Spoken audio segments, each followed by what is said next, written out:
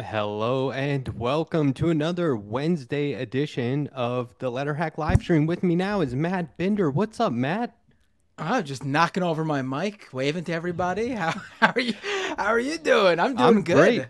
Yeah, things are popping off. So let me give like a proper introduction. I mean, we've got multiple chats going here, multiple streams. I think everyone knows who you are. But this is Matt Binder, also known as Old Matt from the Majority Report, Doom Podcast, Scam Economy, Leftist Mafia. I mean, what Mashable? What am I leaving Right? out? It's like You could. Who knows what the future will hold? There might be some more names to throw at the end of that in the coming weeks and months. We'll see. he's living rent free in Elon Musk's head, which is really all you need to know, right? Right, Do you think right, that's right. true? Does he think about you? I mean, maybe not right now, but there was. Mm, I'm sure I'll do. I'm sure I got some things coming that he might. I might have to re-establish my plant my flag once again in his brain. I don't know.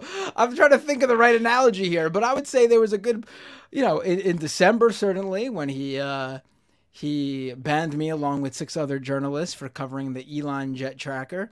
yeah. And then in April, no doubt about it. I mean, when he specifically uh, gifted myself and the great Drill of Twitter fame with the blue check mark, which I still have, by the way. It's classic. It's still being paid for by, or I mean, really, they told them to flip a switch on like some internal software system to give it to me. He's not really taking $8 out of his Yeah. bank account and giving it to Twitter every month for me. But I mean, I'm still signed up Well, uh, I bet if under you his. irritate him, he'll take it away. We'll see. Yeah, yeah. You never Well, know. it's technically a punishment. So I mean, Oh, I don't think they'll take it away for that reason because it is a punishment. I, it's I am hilarious. I am shamed with the blue check that pretty much only the biggest Elon fans have. So it basically makes me look like a little fanboy. It's classic. Okay, I want to just ask you a question first off. I asked, Jason Miles, right? From This Yes, is yes. Revolution Yep. podcast. Yeah, I asked him this I've been question. on there. Ooh, it's been a long time since I spoke with them, but I was on there a couple of years ago. Maybe during the pandemic, like the height of the pandemic, I want to say. But Mm. yeah, I've been on there before. Good guys. Well, he got this answer right. And this is I don't get this opportunity to ask this too much, so I just want to ask you, who is the greatest professional wrestler of all time? There's a This right is a hard answer. one. There's not a right answer. There is I not. think I think there's a very safe answer that most people would consider correct. Who you gonna go with? Who would you say? Who are you going with? Oh, all right, I'm gonna play it that way. I mean, I can't name one. I could tell you who I think is best in certain categories, but I don't think there is a number one all time all around great. Ric Flair. No, no, Oh, no, no, no, really? no, no, no. Really? I wouldn't even. I wouldn't Not even. even to a certain point, like a certain decade, and it was like, I've never been a big fan of Flair. oh man, I certainly respect this is you're his redlining right now. You realize place that? in I'm the just industry. kidding. I mean, if you want to talk about the greatest all time, the closest to being the greatest all time all arounder, it's Shawn Michaels. I mean, it's Oh, just that's fair. hands down. He had the total package everywhere. And I was never even the biggest Shawn Michaels fan per se. Like I was not, but it's undeniable that in terms of wrestling talent, storyline abilities, storytelling abilities, I should say, promo work, charisma. I mean, he's probably the closest to it, I think. No, let me put it Um, this way: Hulk Hogan or Ric Flair. Wow, you gotta think Ric about Flair. Ric it. Okay, Flair. okay, I mean, we're back on good terms. except for the fact that Hulk Hogan was the biggest star in Yeah. pro wrestling history. Like anyone who, and I again say this is someone who isn't a Hulk Hogan fan either. Like there's Mhm. probably no one who is more directly tied to the words pro wrestling than Hulk Hogan. It's probably the first name most people think of. Yeah. Um, okay, I'm going to get in on tonight's drawing. Thanks for enduring that icebreaker. Oh, no um, problem. I gotta ask you a question. Now, when you do these drawings, how many times has a guest opened up? I'm sure you've heard it all the time, but I gotta know. With the corny reference to like Titanic or something. How many times people said to you like, "Oh, draw me like one of your French girls"? once, Once, $27. that's it. You know, $27 $27. did it? Yeah, Oh, now I feel bad for calling that one person a cornball. I was hoping it was awesome. I was hoping everyone did it because No, then well, I would not have to my asked you. face. Because then I would have asked you, how many people have asked you about how many times have you been said that? I'm sure they've to thought you? of it. Right, right. But no, he did it, and he did it for like the whole week leading up to it on his streams, which I thought was epic because he was really going in on me. It was funny. Oh, Um, now I feel really bad. I just called him oh, not I just wouldn't. not just a cornball in the moment, but a weeks long cornball. No, everyone loves that guy. He can't be beat. We always Okay, rate each other on Twitch. yeah, yeah. He's one of the good ones, man. He's sincere. I love him. All right. Okay, like I said, we've got multiple streams, a lot of chat going here. I think everyone pretty much knows who you are, but the way I like to start these interviews is by asking my guests to give us their origin story. And so if you wouldn't mind, while I get in on the drawing, could you please give us your origin story and tell us, how you got in with the Majority Report and also how you eventually broke out on your own? Oh, we want to start there. I was going to say, all right, 9 months Oh, you can before go my back birthday. further 9 months if you before want. my birthday, my mom and dad. No, no, I mean, I think I've told this story. It's been a long time, so I'm sure there's a lot of people who aren't familiar with this story of mine. But you're making me way too buff there. But I That's like it. what I'll take everyone it. says. Yeah, yeah. I'll take it. These are based on like the same style from Batman the Animated Series from the 90s, the Bruce Timm art. They're all in Ah, the same style, and then they'll all be collected in one image later.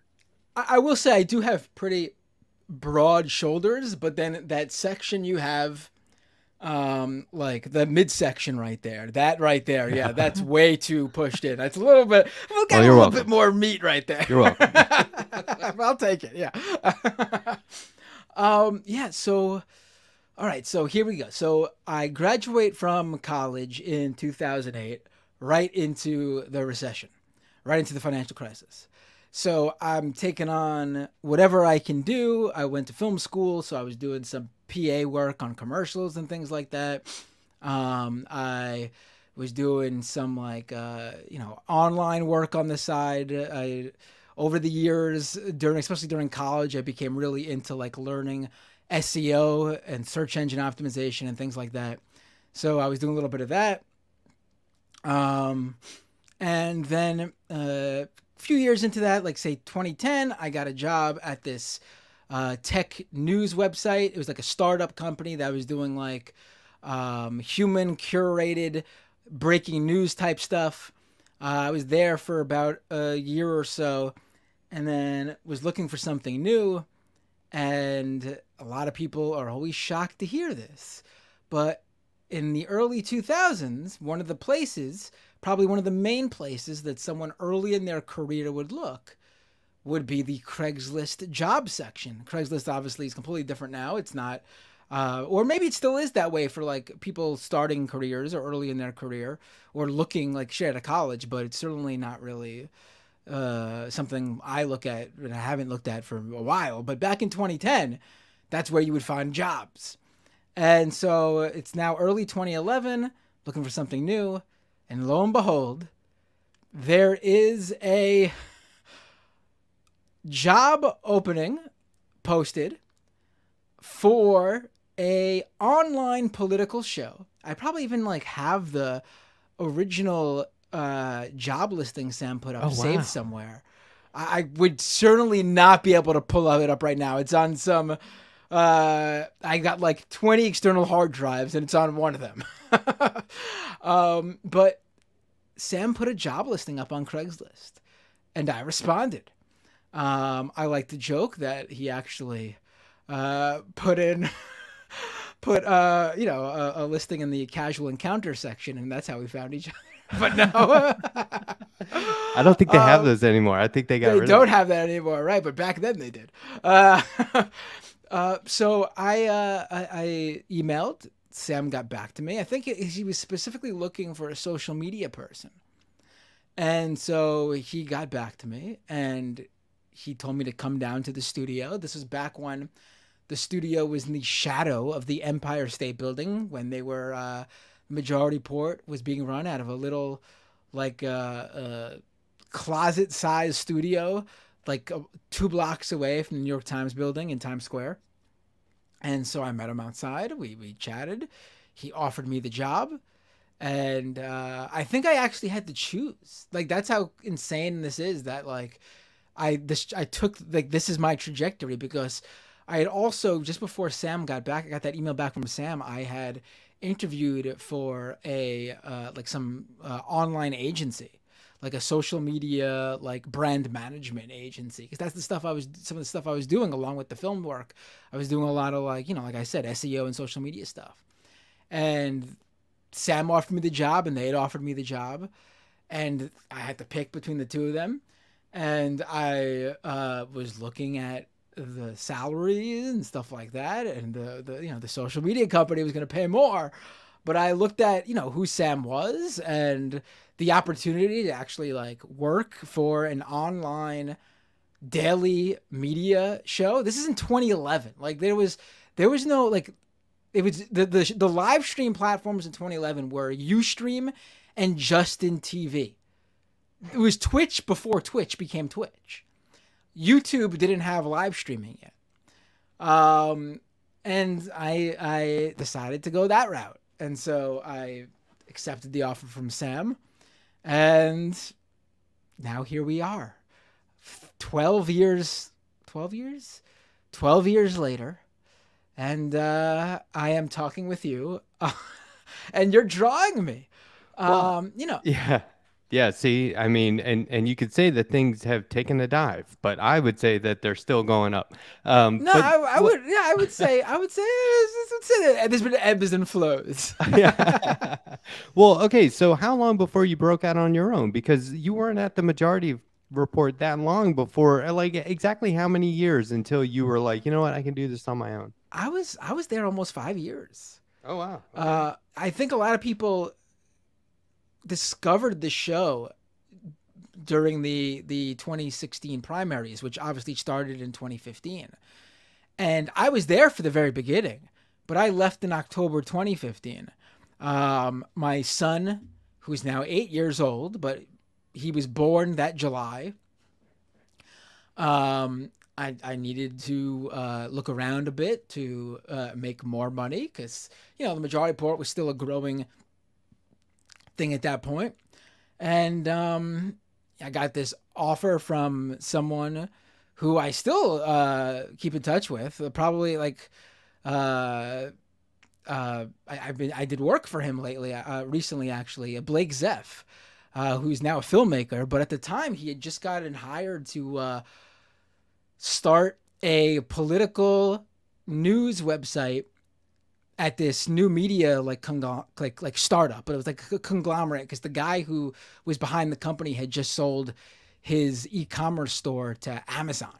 So the dude had millions of dollars to work with, and so he wanted to, you know, he bought like this big parenting website, and he wanted to also have a news website going along with it, and he hired Blake Zeff, and Blake had this vision to do like a political news website that delivered the news online in a very sort of funny, comedic way. And he was familiar with my work online, on Twitter, on the Majority Report. And so he reached out to me and he offered me a job, and I took it. And so in October 2015, I left the Majority Report. So I had been working there from April 2011 to October 2015, just a few months short of a total 5 years. Wow. Okay. So, you know, sometimes I ask my guest, is there one topic that they'd like to focus on more, or like wouldn't mind being like pigeonholed into. But you've sort of done that, right? Like by focusing on things like cryptocurrency and the economy, you've got a very firm grasp on that subject. And I was wondering if you could talk about your knack for dissecting complex topics like that, but especially when so many people don't see it as a scam. Like Right, right. how do you dissect, because anyone could say this is what crypto is, but how do you say it in terms of in a more convincing manner? Right. So I would say, like, I've always been really interested in the tech industry. Like, it's been something that, especially, I was sort of really enamored with the tech startup scene in like the mid 2000s to like early 2010s. That's when social media was really taking off.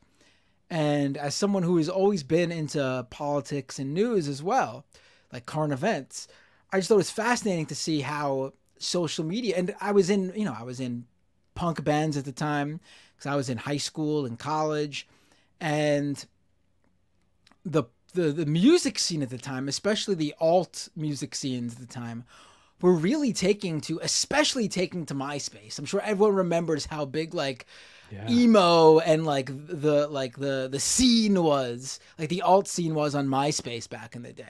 Like all the big influencers on that website were like alt kids. And that's where I would promote my band, and it was super interesting to see how that stuff worked. And I thought it was really cool what was going on then. Like it felt like there was a real shift and things were moving to people power. Like the people were actually able to distribute their own work, distribute their own content, connect with individuals they previously would not have had the ability to connect to, whether it be based on where they are in their career or just based on simply location.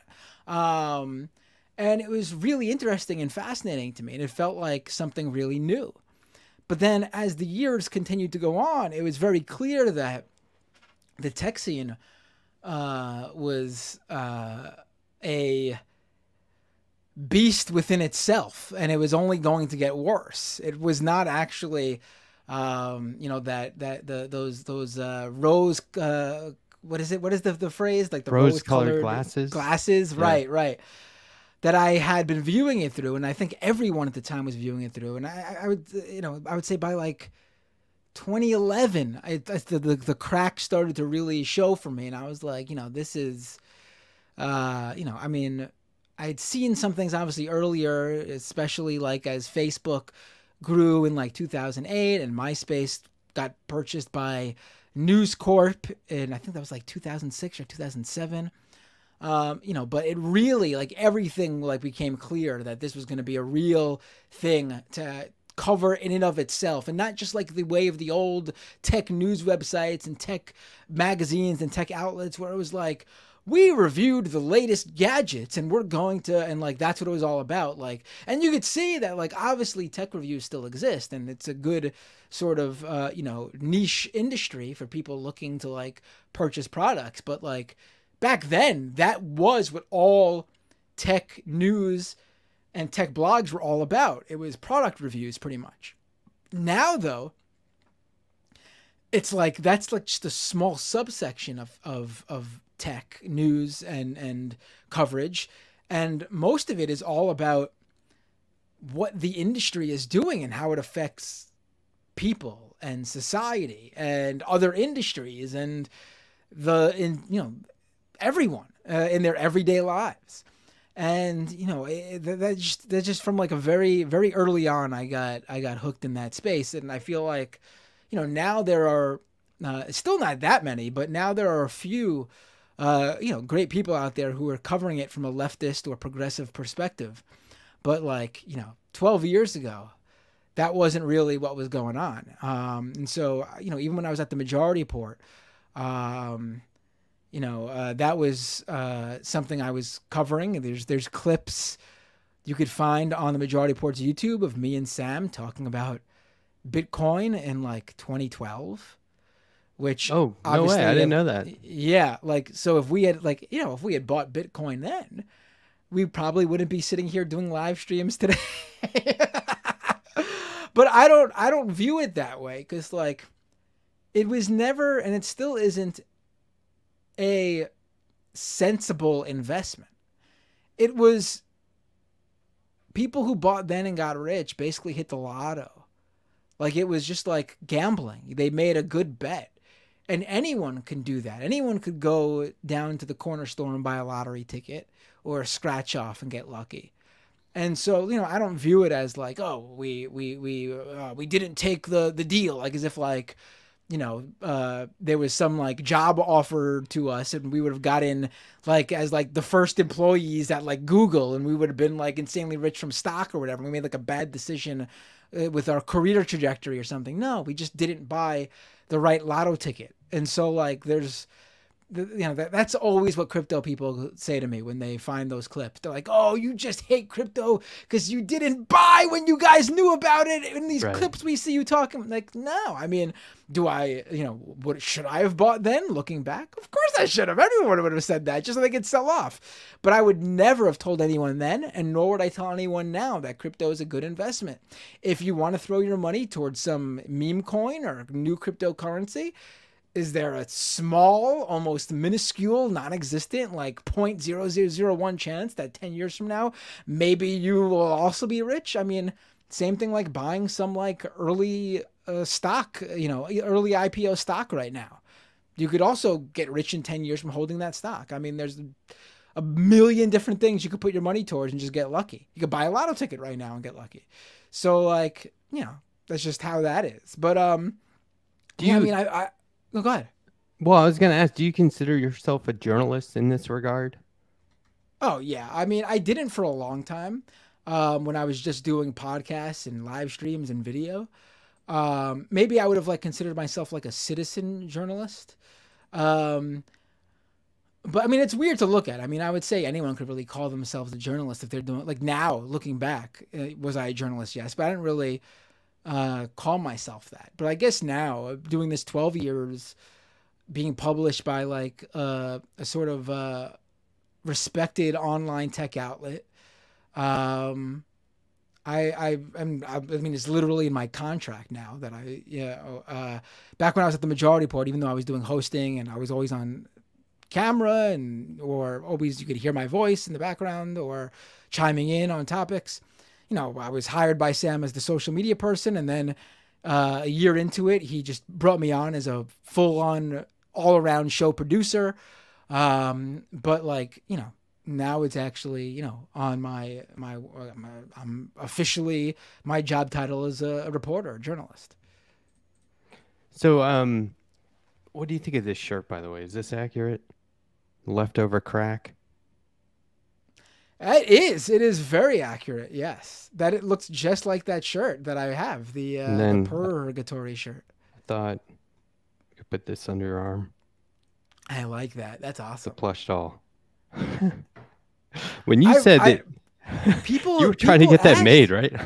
I looked it up, and like, it's possible, but we would need like everyone to like. We would need 300 people to like. That's nothing. Buy it. At like, I think it would have to be like $25 or something. It's not cheap, but it is a plush, I don't know. I mean, we should try it. Maybe I'll consider it a little bit further down the line. We'll see.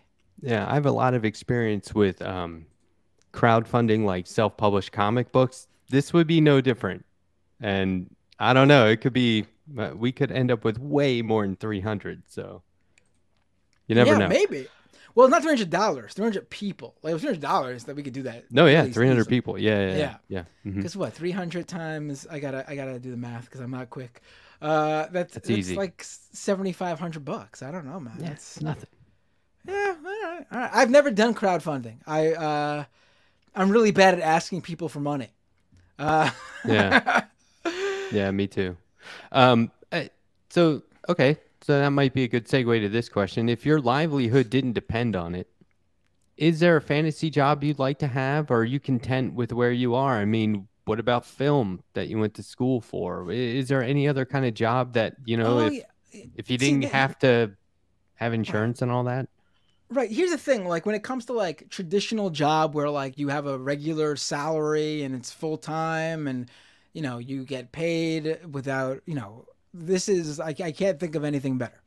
Hmm. But the film industry and the music industry doesn't work like that. I wouldn't want like a desk job at either of those companies. Like, of course, I would love to, if we talk about crowdfunding, I would love to be able to, maybe get together a few $1,000 and like make a really low budget full length feature like horror film.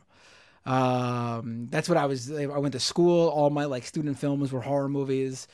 That was my like sort of like the dream in terms of like, but that's like was never like, oh, but I want to get a job doing that like at a company. Like, no, that's just something I would have to do myself.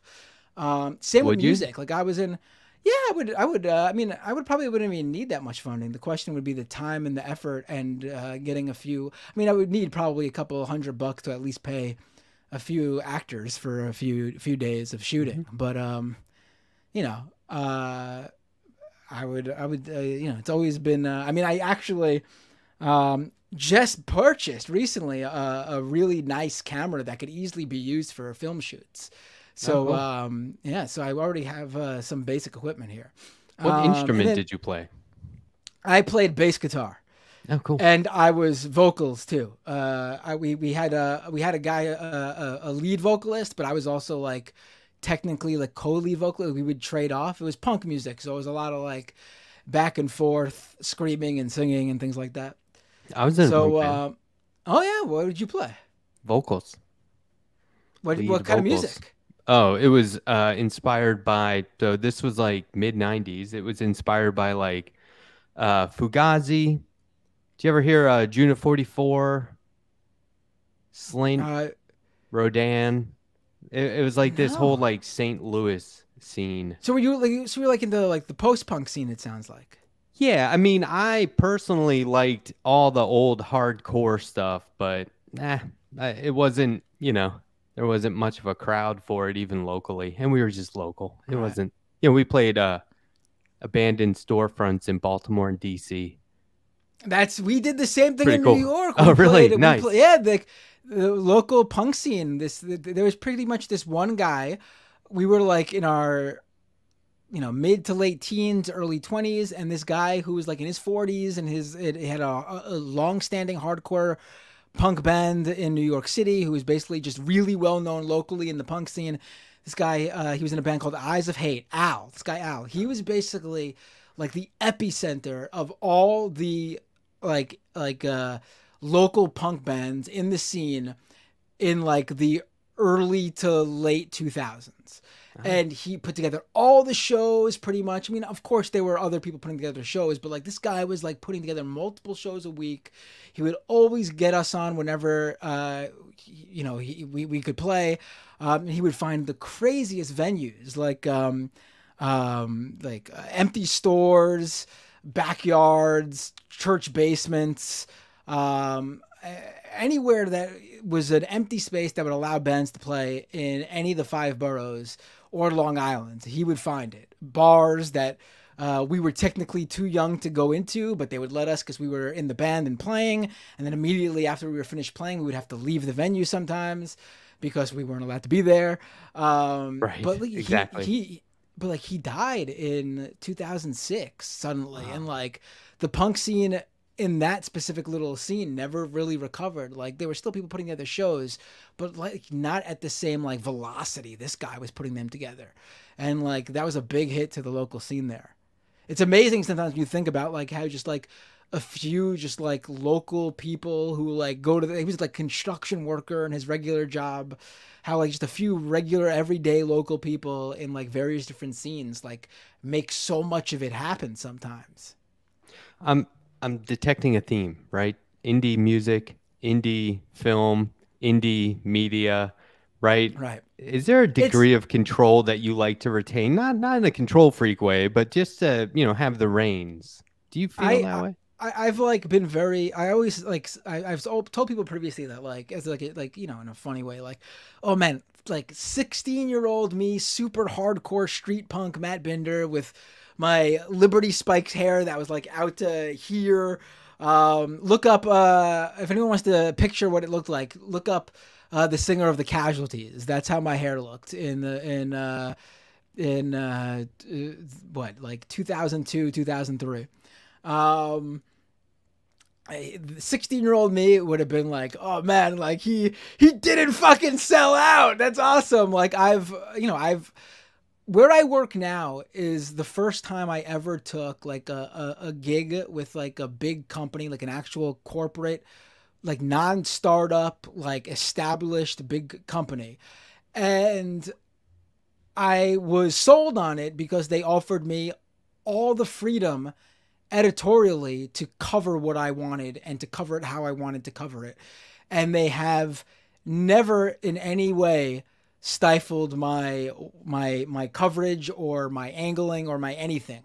So even then I would say I didn't sell out because I wouldn't have taken that job if I didn't have that ability to continue to put out my work unabated.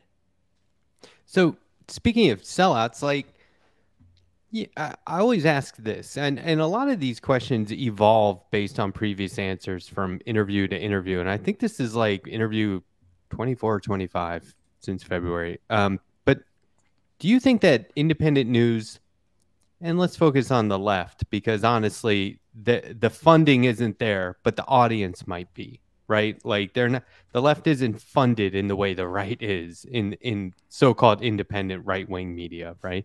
But like, do you think there's any threat to the mainstream?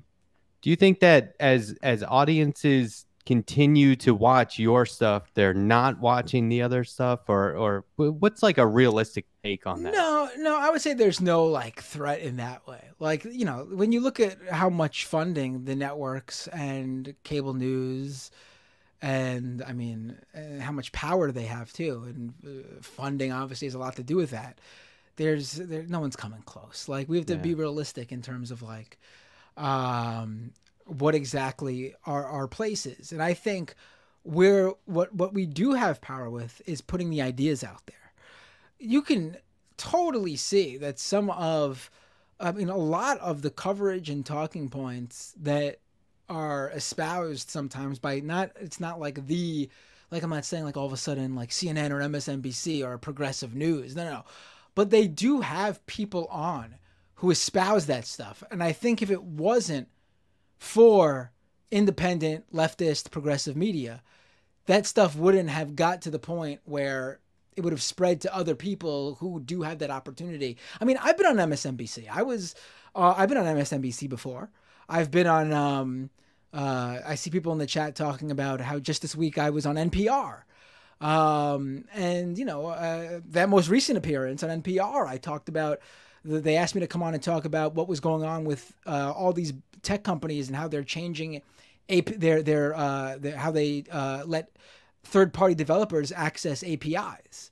Cause you know, Twitter charges exorbitant amounts for the API now, $42,000 per month starting point for most companies that have like a substantive user base. Reddit followed their lead.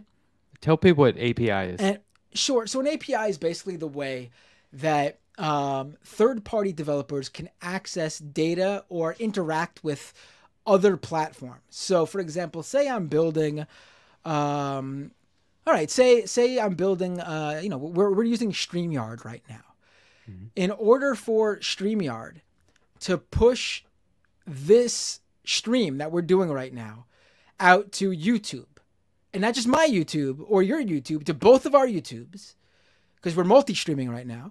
Also, it's also going to my Twitch. If I wanted to, I could have connected it to my Facebook and my Twitter, and it'd be going out there too. In order for StreamYard to do that, it has to have access to each of those platforms' API. And it basically allows StreamYard to send this data to each of their APIs so it shows up on those platforms. And why that's important is because, all right, say, StreamYard's probably not a good example because they're not a small little company at this point. A lot of people use StreamYard. But say I was starting, I was a self-taught developer. I watched YouTube videos and I learned through that. I didn't go to a big fancy school. I have no connections in Silicon Valley. I don't have any, connections to, work at Google or Meta or anything like that. And my family's working class. They don't have any funding to give to me to start my own company like Elon Musk or Jeff Bezos did. It would be really hard to use my skill to build a platform from scratch, like to get in there and compete with Twitter and start a new microblogging service, or compete with Instagram and start a new photo sharing service.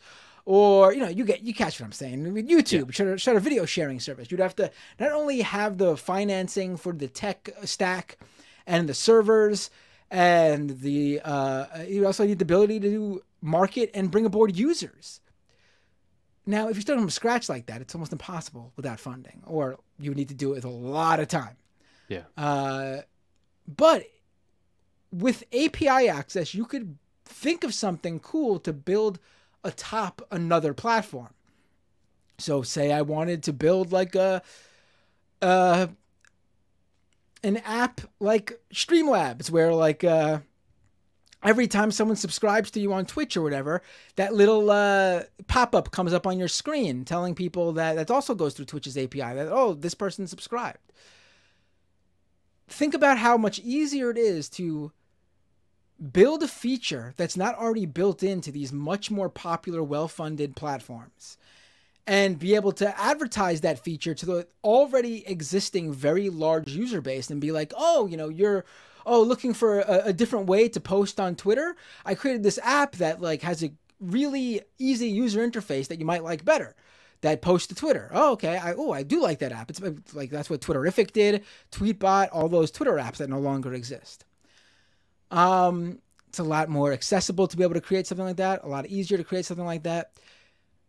By charging these fees now, we've already seen a bunch of these small developers have to shut down their apps that are based on Twitter or Reddit's APIs. By charging these fees, they're now cutting these people out, which means these people no longer have access to basically doing the sort of indie filmmaker or punk rock DIY route of getting into the tech scene by just building this small like micro app that maybe makes them $2,000, $3,000, $4,000, $5,000 a month, just enough to maybe hire one extra person and run this little like, company or whatever.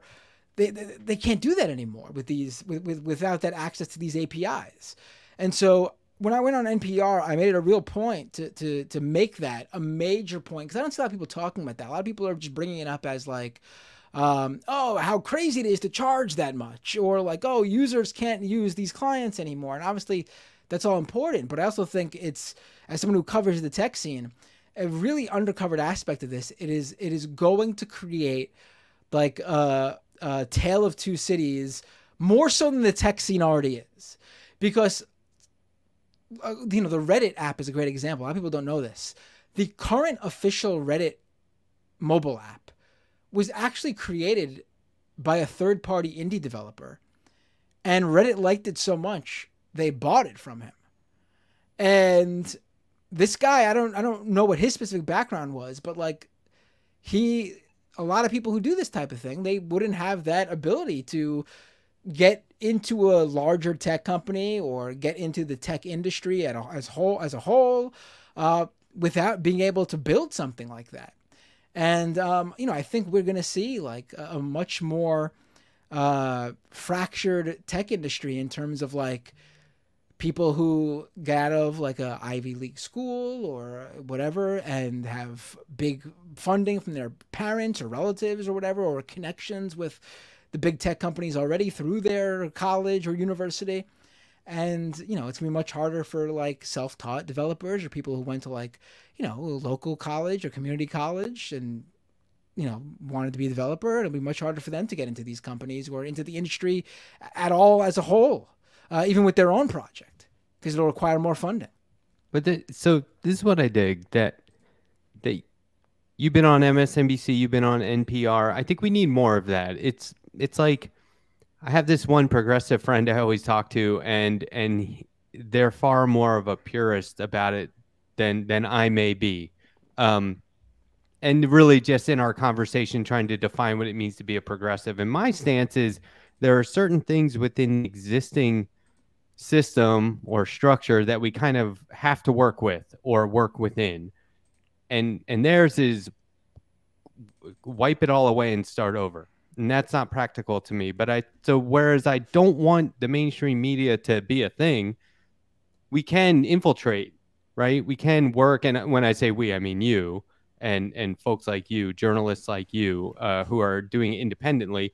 We can lend alternate perspectives through the mainstream media, not just in addition to, right? Do you agree with that? Like, you can do your own thing all you want, but right. I look at it the same way I looked at, like, back in, there was a time period in like the mid to late 2000s where a lot of my favorite punk bands were getting discovered by major labels. Against Me got signed, Rise Against got signed. There were a whole bunch of like political punk bands even who were getting signed by major labels.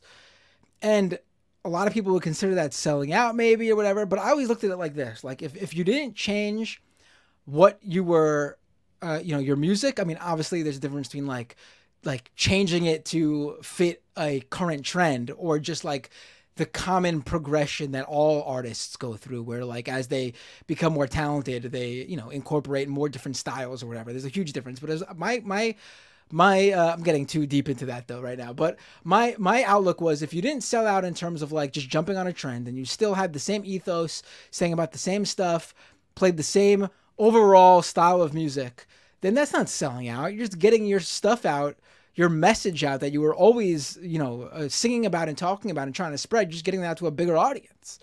And I still listen to all those bands because none of them sold out in my definition of selling out. Because they all remain, connected to those roots of theirs.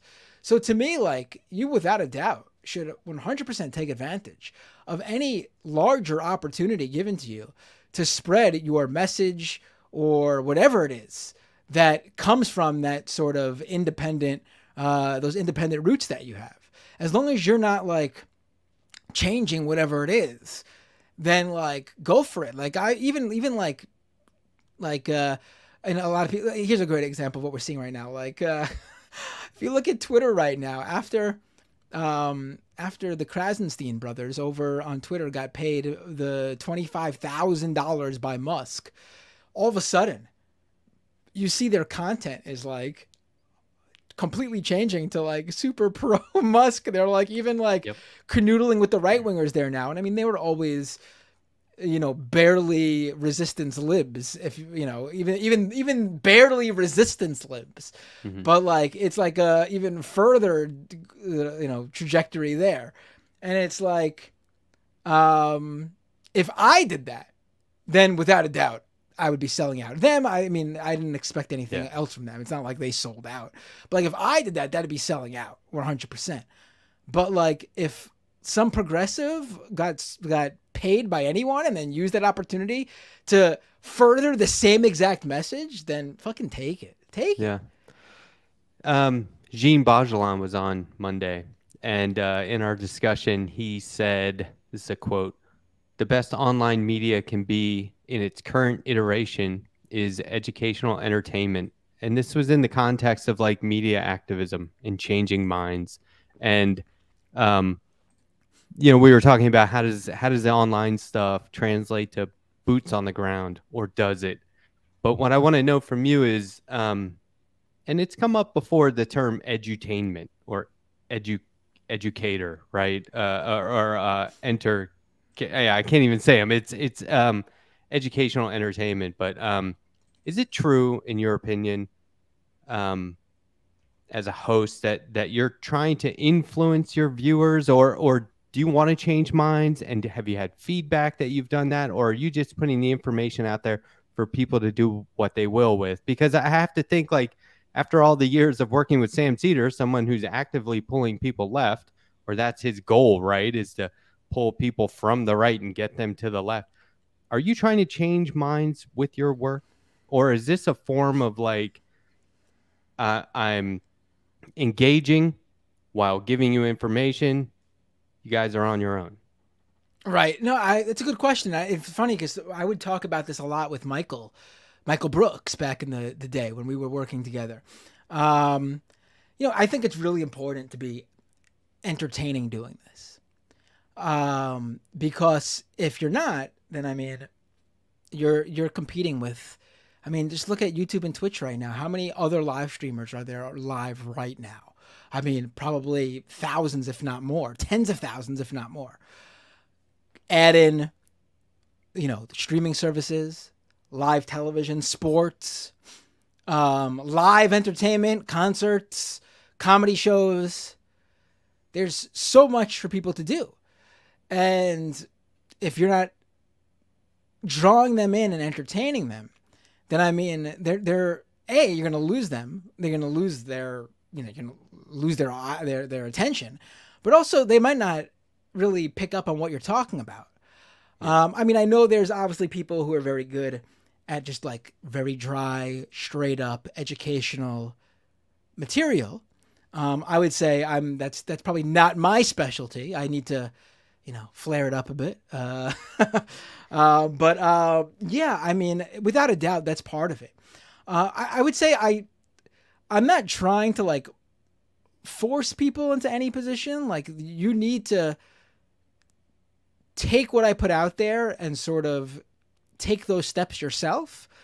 But I'm also not one of those people, like I hate people who consider themselves to be straight up news people. And they're like, no, we must put this report or this information out in the most neutral, centrist fashion. And centrist is not even a good word for it, because even centrists aren't neutral. But we must put it out in the most neutral, non-position taking way possible. I think that does a disservice to your viewership or readership or whomever, because information very clearly picks a side based on that information. Like, if a cop shoots a kid, you can't put that information out there neutrally. The facts are going to obviously skew, or should skew, most normal-minded people into anger at this cop and empathy for this kid who got shot. I mean, if your reporting is so neutral it doesn't do that, then I mean, there's a real problem there. What are you doing? Yeah. I think, the stories you cover pretty much solidify your position in general. Like, people are watching you because they understand what you're trying to tell them, right? I mean, I trust like, trust isn't the right word here, because I was going to say I trust, like, because in this particular example I would. Okay, so I would trust like an open progressive journalist to give me reporting more accurately than someone doing that like neutral thing, because with the progressive journalist, I absolutely know the framing in which their coverage is in. I'm not being lied to with this bullshit neutral reporting, because we know that it's not actually neutral. It's just how it's being presented. All information, all reporting, all journalism provides some sort of fact where a side or a position needs to be taken by the reader. And how it's presented guides the reader in which direction. But at least I always say this, like, at least what you get from the Daily Wire, for example, from the Ben Shapiro's of the world, you know exactly what they're pushing. They're pushing the world from a conservative viewpoint, from a right-wing viewpoint. None of this like bullshit, like, we're neutral, not taking sides. Because then look, it's talking points too, right? Like Tim Pool, for example, is obsessed with those websites that rate the news. Because like how, like, where on the political ideological spectrum the outlet lands. He's obsessed with that because he's been able to game those sites into positioning him as a center news outlet. And it's just bullshit. I think nothing is a better example of how bullshit that is than Tim Pool's show. And like, it's ridiculous because listen, there's nothing wrong with having your opinionated news. That's how news is. But then to lie or misrepresent it to an audience, like those rating websites help, help happen. It's just bullshit. You're not doing anyone a service. Is there anyone who can change your mind? Is it, or let me put it this way, like, I think I've got something figured out. Any given topic, I know where I stand, and then I hear that one person with something different or wildly different, and I'm like, well, now I got to rethink it because I trust them. Is there anybody like that for you? You don't have to name names. I'm just curious if, and I ask everybody this, and I get a variety of answers, but I'm curious, is there one person? I would say,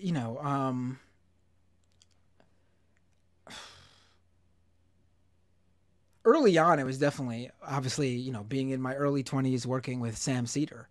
It was him. I mean, he was, you're working with, it's not, I know people are like, oh, because he was your boss. I mean, if you listen to some of the early Majority Report episodes when I was first started in like 2011, there were a few topics where we argued about. And looking back, I was probably taking the wrong position on all those topics. I would say I was always very progressive, very leftist. But obviously, in your teens and 20s, there are various topics that you just haven't really come up against yet, that you needed to sort of bring into your worldview. And without those conversations with other people, you don't really sometimes understand where you stand on those topics. And so I'd say early on it was him. I would say nowadays, I don't know. I would say like I'm pretty set in my ideology now. Nice. Okay, so I can't imagine what I mean, again, is there probably like a specific event where someone may be able to change my mind or like slightly alter aspects of where I stand on it? Probably. I'm not against. I love talking to people and welcome debate and conversation. Right. But arguing and debate is good, right? It's healthy. But I can't imagine someone telling me something and me being like, oh my God, Putin was right to invade Ukraine. No, oh my God. Yeah. I think about it in terms of like political candidates and stuff like that. Right. And like I was saying, like, dissecting what it means to be in one political camp or the other, and like, can my ideology or my political typology shift based on a trusted friend's perspective? But so if fighting is healthy and debate's healthy, there's a lot of, and this is the drama that I don't really get into, but like there's a lot of infighting. Is there a healthy degree of infighting or so-called infighting on the left? Because the issues that I come up against is we're wasting time not unifying, or it's becoming harder and harder to unify and do what the right calls flooding the zone, right? Like we choose an issue, maybe it's labor, maybe it's healthcare, and like everybody, like we were saying, how many people are in this space on the left, right? Everyone takes this issue and goes full bore. And you think about it, if it's healthcare, there's different ripple effects. There's other topics you can always tie back to healthcare, right? So there'd be all kinds of creative ways to do flooding the zone, for lack of a better term. Do you think infighting prevents that? Do you think there's any chance that infighting is, what we call infighting, there's a healthy degree of it, or should people? I mean, it depends what the infighting's about. A lot of times on the left, there's infighting over like personal spats, which obviously isn't helpful. Yeah. But if it's infighting over issues, then yeah, I mean, I think it's helpful. I mean, even issues that I mean, there's a point obviously where you're beating a dead horse and something something becomes a personal fight. I think a good example of that is was the force to vote debate. I mean, okay. I'm all for someone bringing up a plan of action and fighting for it or trying to convince others of it. But then there was a point where obviously it was no longer a conversation to be had, and to continue to certain sectors of the left continue to, beat it over everyone's head. And that's when it becomes a personal thing because of how it's being framed at that point. So I would say, even that conversation was good at the beginning, but then spiraled out of control into something that was no longer helpful. What motivates you to do this at all? Like, what inspires you to keep going? Because there's got to be like the inevitable lack of bandwidth. Like some days you wake up and you're like, oh my God, I do not want to do this. Or there's technical glitches, or the news is just too overwhelming, or like you're banned from Twitter. You know what I mean? Like there's all this stuff that could be like mounting. Is there one point of inspiration or motivation you go back to, or maybe a person or a moment, or what keeps you going, man? I don't know. I just enjoy doing it, I guess. Yeah, see, you like it that way, right? Yeah. I've been doing it for I've been doing this for, like I said, 12 years now. A little bit longer if you count the career before Majority Report. So like 13, 14 years now. And I don't know. I've even as a kid, I remember like being like, geez, how old was I when, I don't know, like 10, 11, 12, watching the news, remember staying up late in 2000 on election day to see if it was Gore or Bush. Didn't matter how late I stayed up. That wasn't answered that night. I mean, I've always been very, and I was in elementary school then, I think. I was in junior high, 7th or 8th grade. I can't remember. I just always been really interested in the news. So a lot of times, like, it's not even just like work. It's a hobby too. Like, I don't think anyone could do this if it wasn't something they actually enjoyed too. Yeah, see, that's a great answer because, like, okay, so we were talking about how you co-host on the popular show Leftist Mafia, like instantly popular show, right? Somebody on Twitter said it's like the independent left's version of The View. And I was like, I actually like that. I think that's complimentary. I like that because it could be serious or light, and there's diverse opinions, and I like that. I thought that was a great. I don't watch The View, but I would. Right. I watch the problem with The View isn't the format. I mean, it's right, just exactly. Group of people sitting around the table talking about the day's events and some pop culture news. Right, but so I think there's strength in numbers too, and that shows. It's a great example of your own personal versatility and your ability to jump from like show to show, like Majority Report, your own show, The Leftist Mafia. You don't skip a beat, man. And you've been behind the scenes, you've been in front of the camera. So I got to ask, like, is there a perfect or ideal version of an independent media show? Like, is there something that you've always thought was lacking or missing or could be improved? Or you know what I mean? Like, do you keep notes where you're like, this would be perfect? For me personally, it would be just having the funding to be able to not do all the behind the scenes off camera stuff. Yeah. I have to, like, that's the part where it gets hard. That's the part where I have to like force myself to edit video or edit the podcast or upload the stuff and write out the show notes and things like that. Like that's the one part I definitely do not enjoy.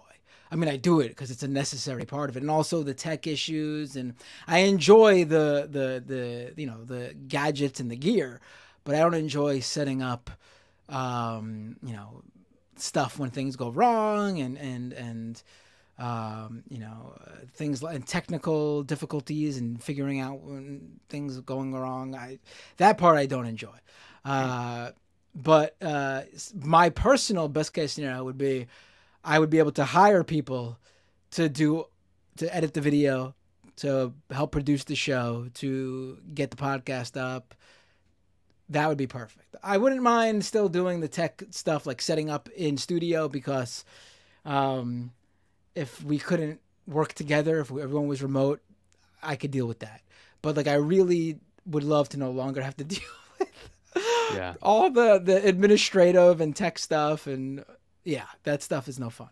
It made it really difficult for me just starting out. Like just over a year ago, I was maybe like 30 days into it, and I was like, why am I doing this? But you muscle through it and you get it done. There's a couple of super chats I want to read real quick if you don't mind. Oh yeah, sure.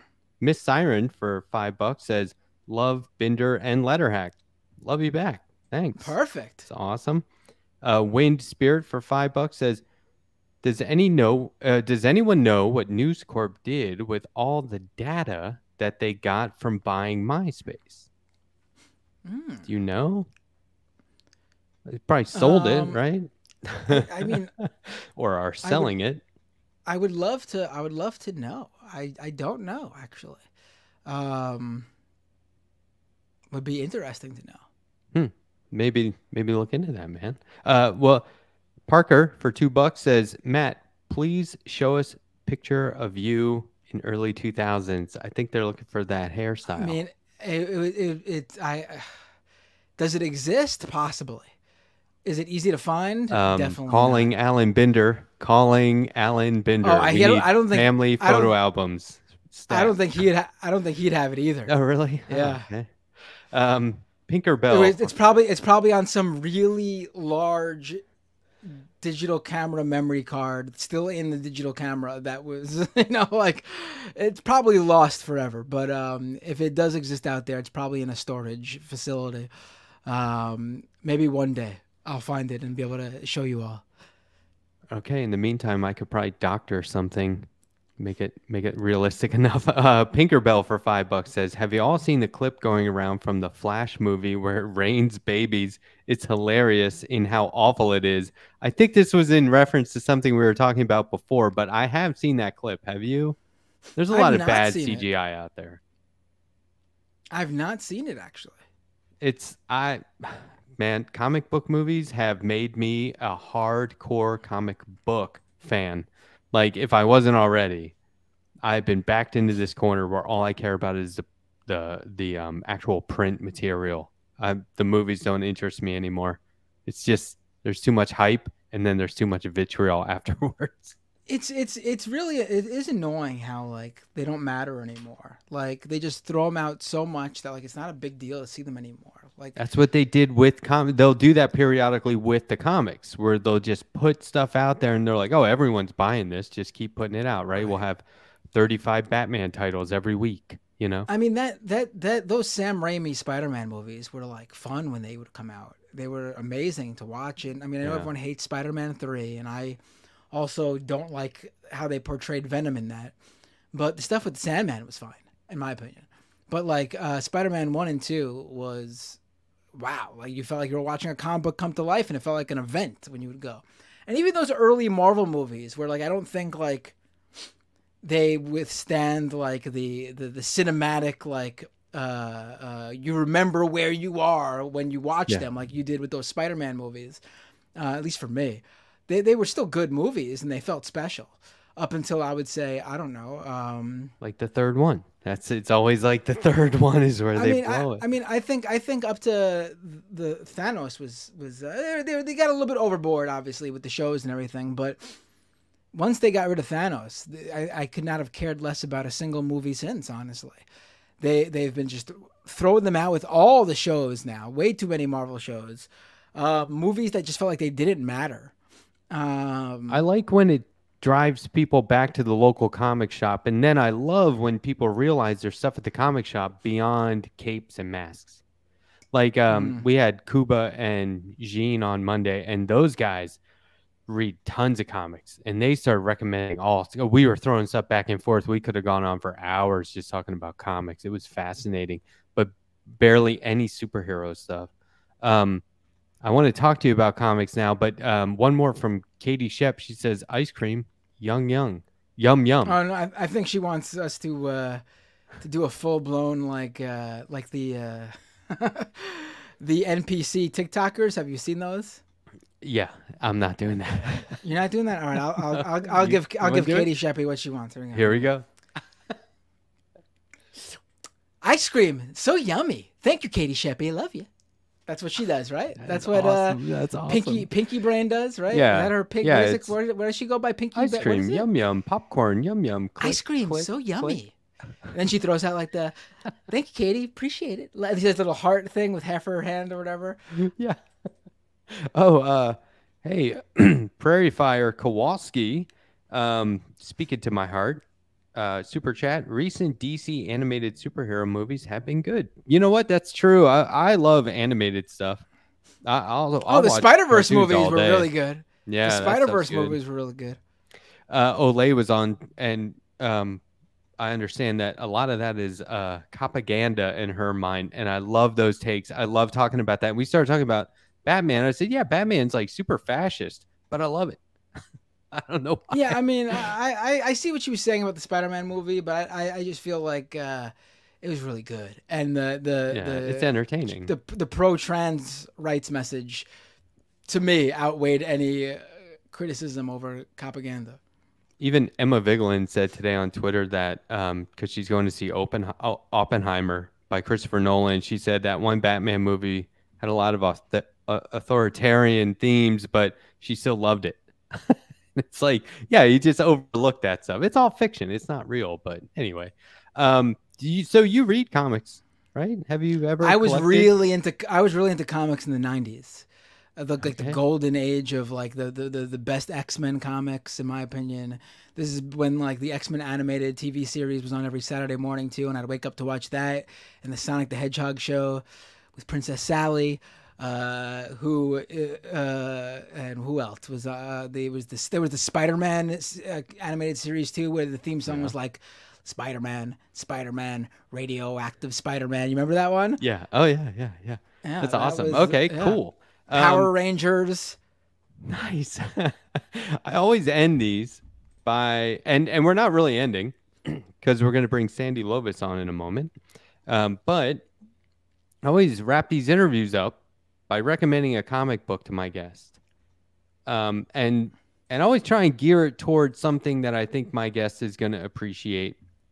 And yeah, I know you have kids. I have no idea how old they are or what you let them read, but I wanted to recommend. I just bought my son. It's not really a comic per se, but I just bought my son. We were at an anime store, and they had a compendium of the original Dragon Ball series. Oh, cool. And okay. With like Son Goku, and I was like, Ezra, would you be interested in this? And he was like, yeah, I want to read that. So I got him that. Nice. Cool. Okay. Well, I just gave my son a recommendation on your show. No, that's awesome. So that's great because people are always asking like, oh, do you have any recommendations for kids and stuff like that? And the best I can usually do is say, you got to go to your local comic shop and ask if they're worth their salt. They'll be able to show you appropriate material depending on your kid and all that. So Dragon Ball Z probably not appropriate for him yet, but yeah, Dragon Ball appropriate. Someone just in the chat mentioned it's manga. Yes, I couldn't remember the word. I used to also, back in elementary school, I had a friend who would go overseas and come back with all this stuff in its original, in Japanese, and we would pour through it and just look at the pictures because we couldn't read Japanese, and that's how we took in Dragon Ball Z, and we would, So I know manga. I just couldn't think of the word, but thank you. I'm trying to teach myself bon d'ici. I think that's it. That's how the French say it. But anyway. Wait, OG Dragon Ball is kind of worse. I don't remember it being worse. What are you talking about, Ryan Lennon fan?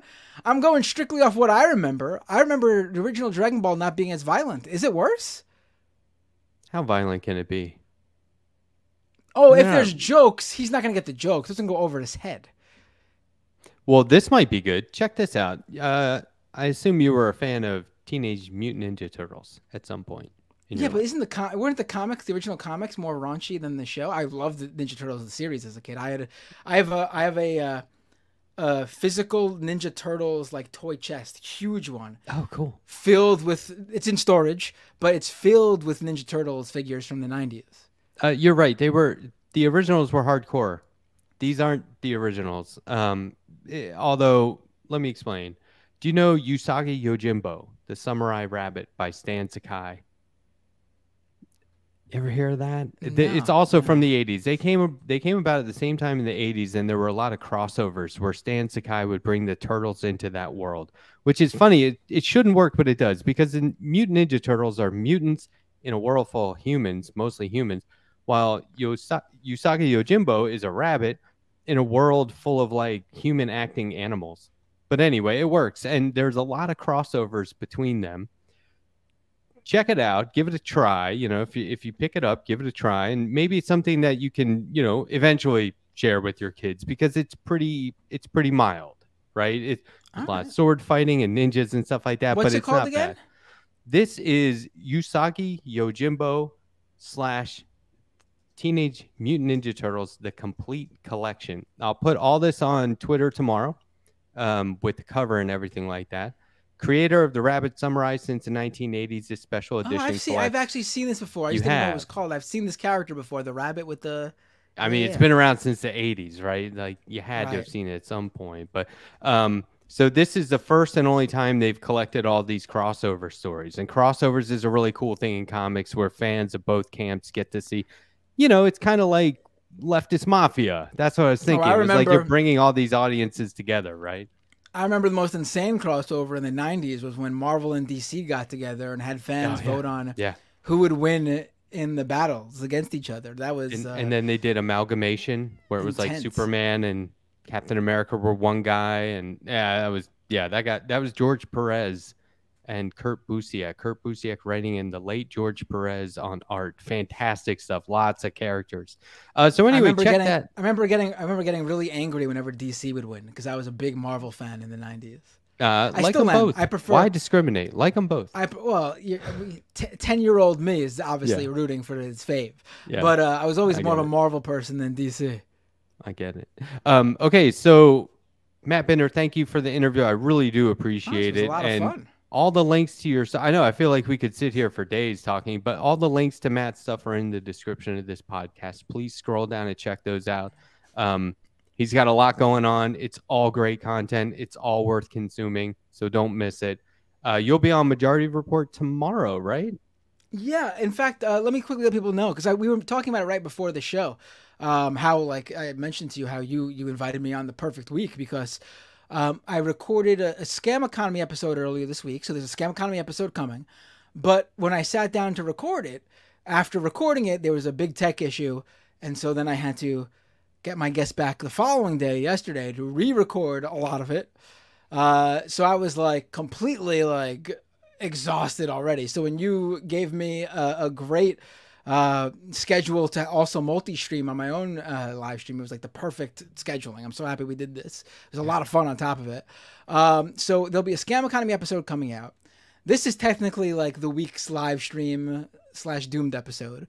And then obviously tomorrow I'll be on Majority Report in the day. I'll be on Leftist Mafia at night. And and then Scam Economy will probably be coming out either Sunday or Monday of next week.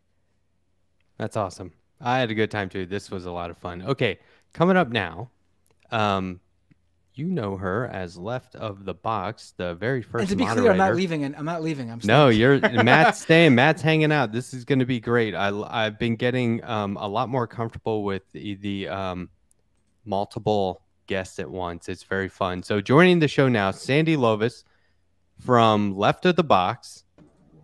Sandy, hello. How are you? Hello. It's good to see you. Hey, Sandy. Hey. I was gonna say, have you met Matt Bender? Bender, have you met Sandy? I don't think we've ever been on a stream or anything before. I mean, I definitely know who Sandy is, but I don't think we've interacted before. No, I don't think so either. See, we're bringing people together here. Yeah, this is great.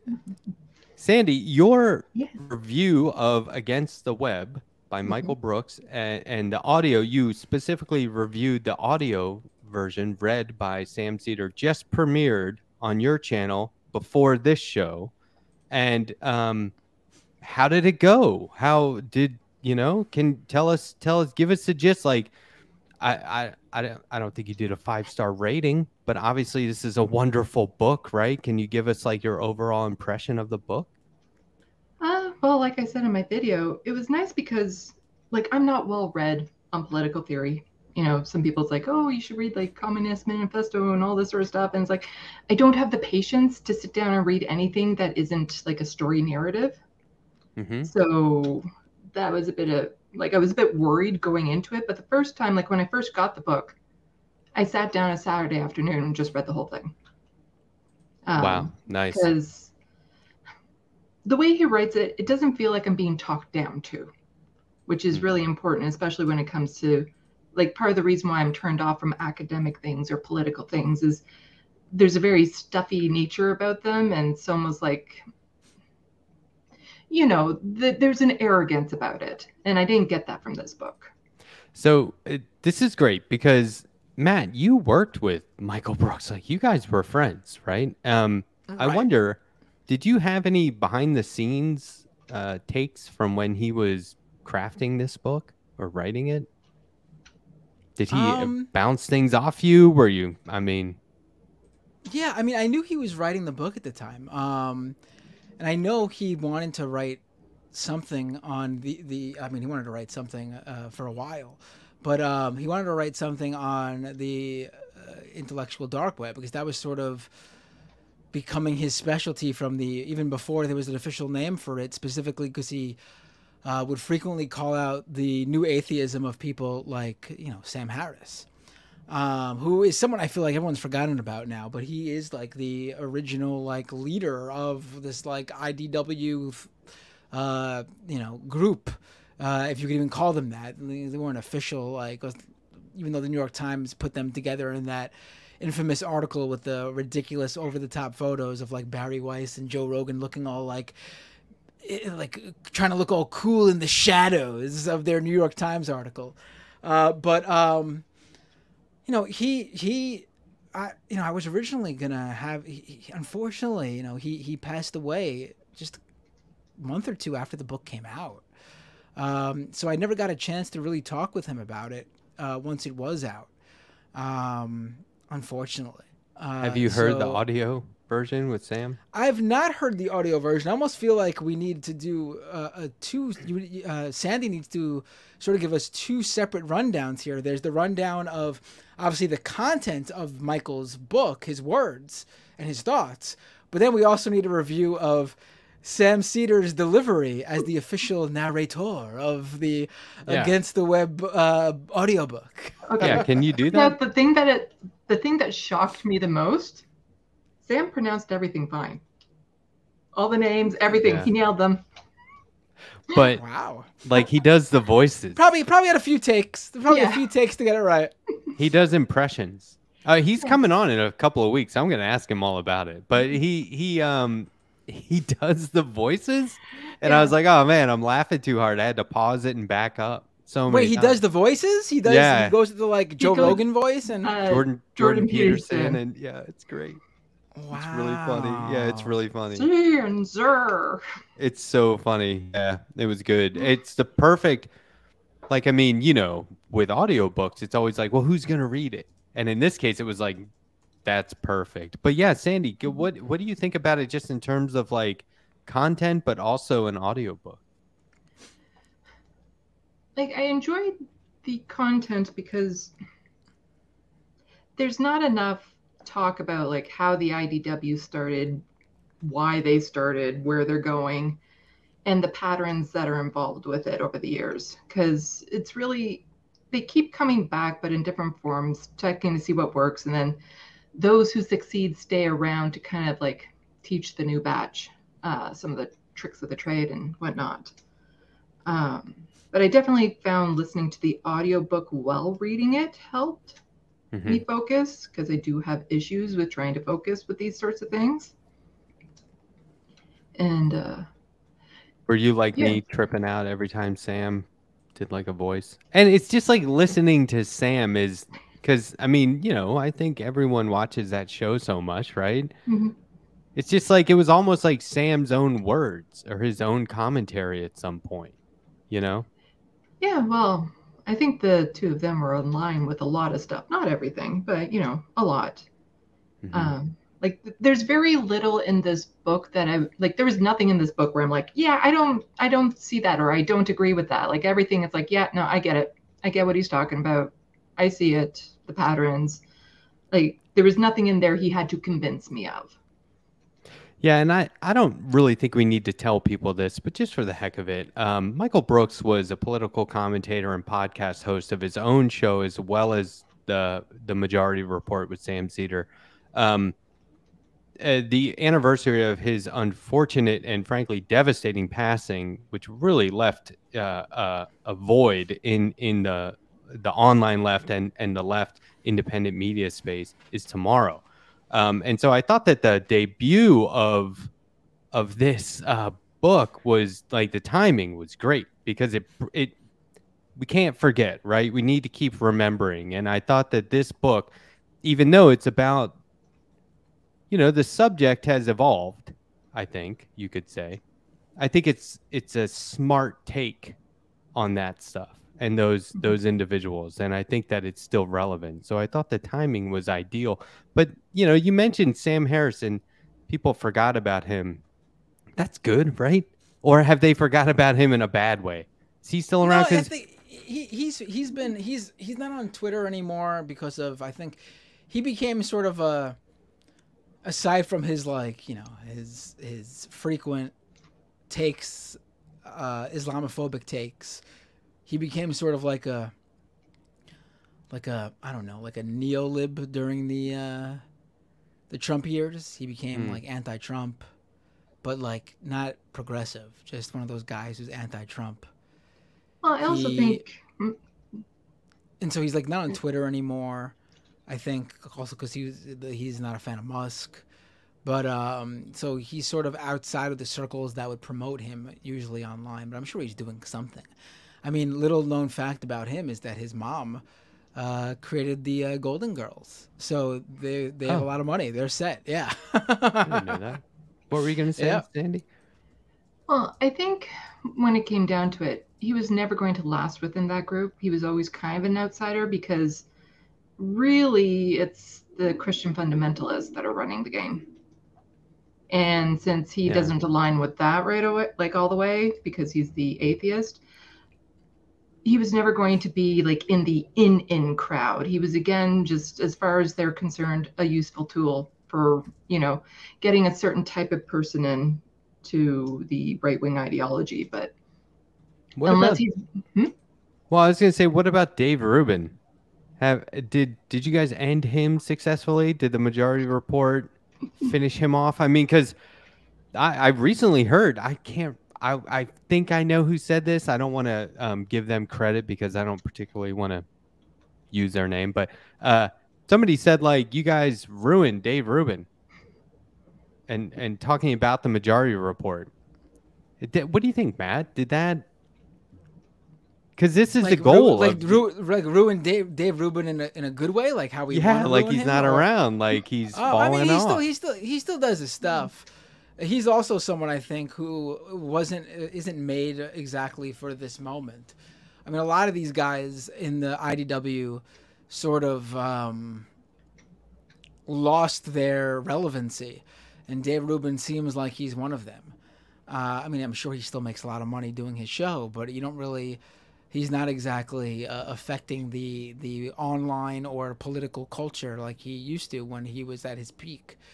I don't know what really attributes to that. Hopefully, it is a result of some of the work that was done on the Majority Report, specifically from Sam and Michael. I do know that it bothered Joe Rogan immensely that Sam and Michael would pick on Dave Rubin, and that's one of the reasons why I'm pretty sure Sam and Michael never were on Joe Rogan's show. Yeah, and it's like I've heard Sam say before that he wants, when people look up certain names, he wants them to see that counter perspective. He wants them to see the Majority Report's videos on it, and that makes a lot of sense, because one of the things that comes up in the book is that, and I flagged, or I made a note of this from your review, Sandy. If the truth doesn't help, they lie. And it just continues to amaze me how these people turn to hyperbole and for a lack of actual knowledge, and use that as and like weaponize their stupidity and ignorance in a way that actually seems to work with a lot of people. Like they get a lot of audience from that. What is that? Is that ever going to go away? Are people ever going to wise up, or is that like getting worse? The illusion of intelligence. Yeah.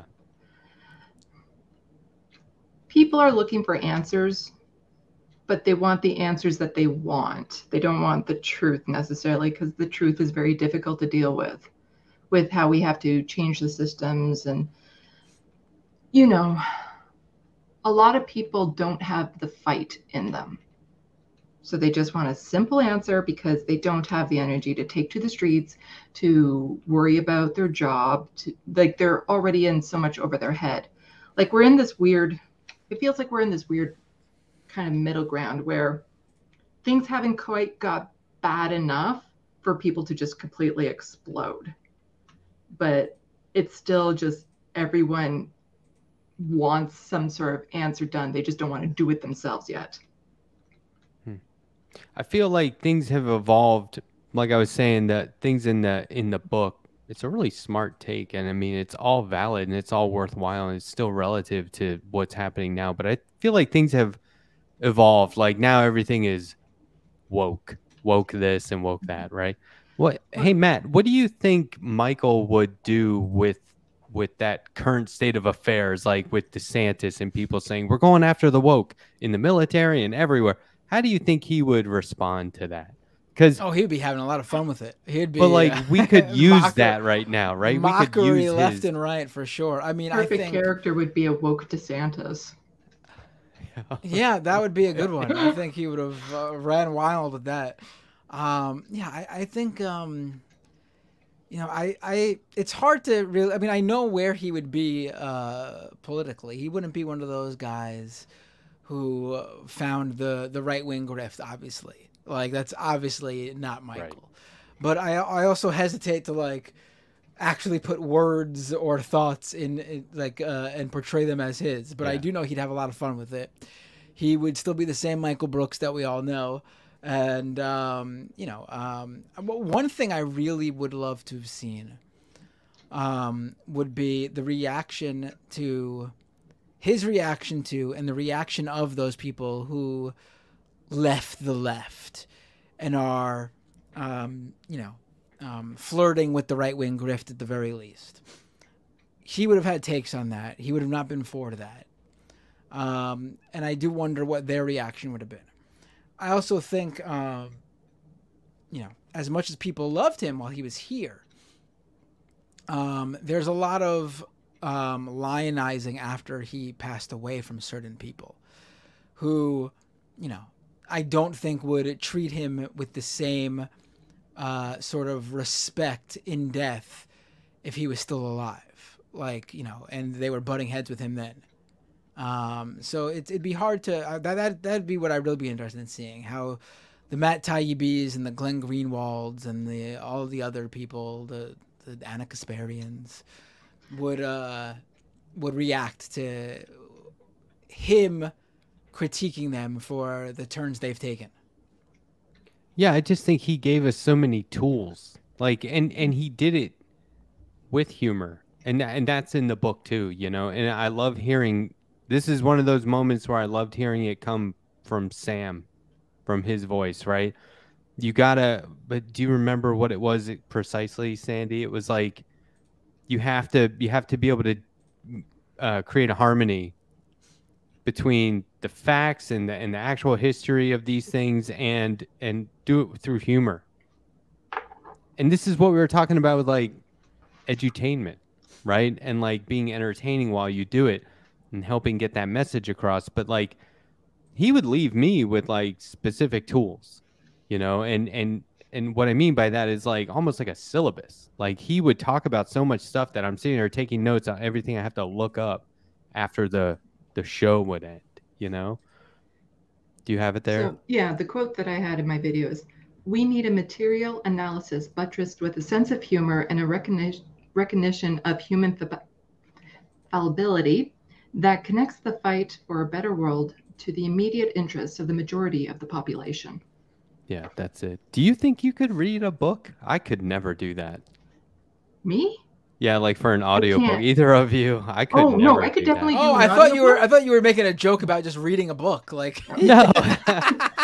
Um, I can do characters and voices and stuff like that. That's not a problem. I can't sight read. Yeah. I have to slightly memorize the stuff. Sam's a pro. Like when I saw him take over for Chris Hayes one night on MSNBC, I was like, "What's this? It's gonna be like the Majority Report," and it wasn't. He did the cable news thing, right? He did it. It was 'cause perfect too. they have you know, the teleprompter, and you sort of Teleprompter, have to go with what was you know, not too much off the cuff when you're doing cable news. But I don't know. I think he's. I mean, I know he has a lot of people.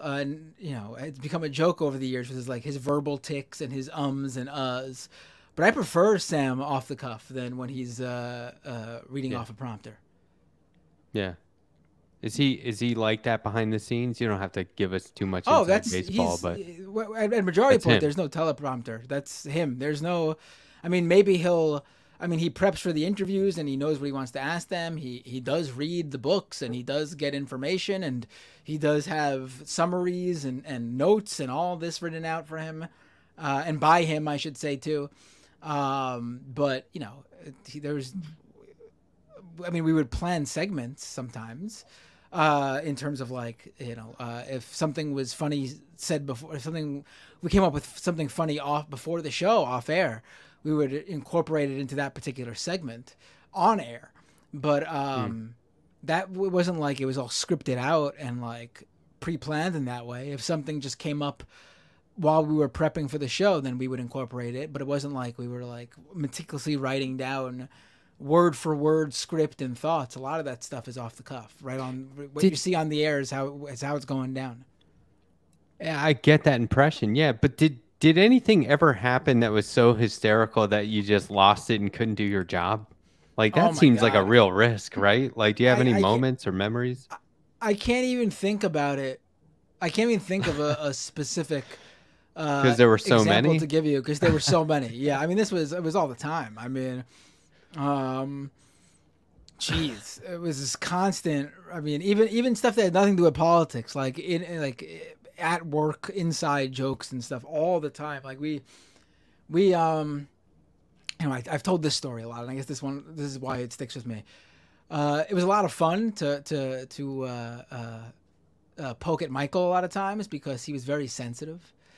He's a very sensitive guy. I don't know if people got that on the air, but he was a very sensitive soul, and it made him prime pickings for someone as terrible as me and Sam.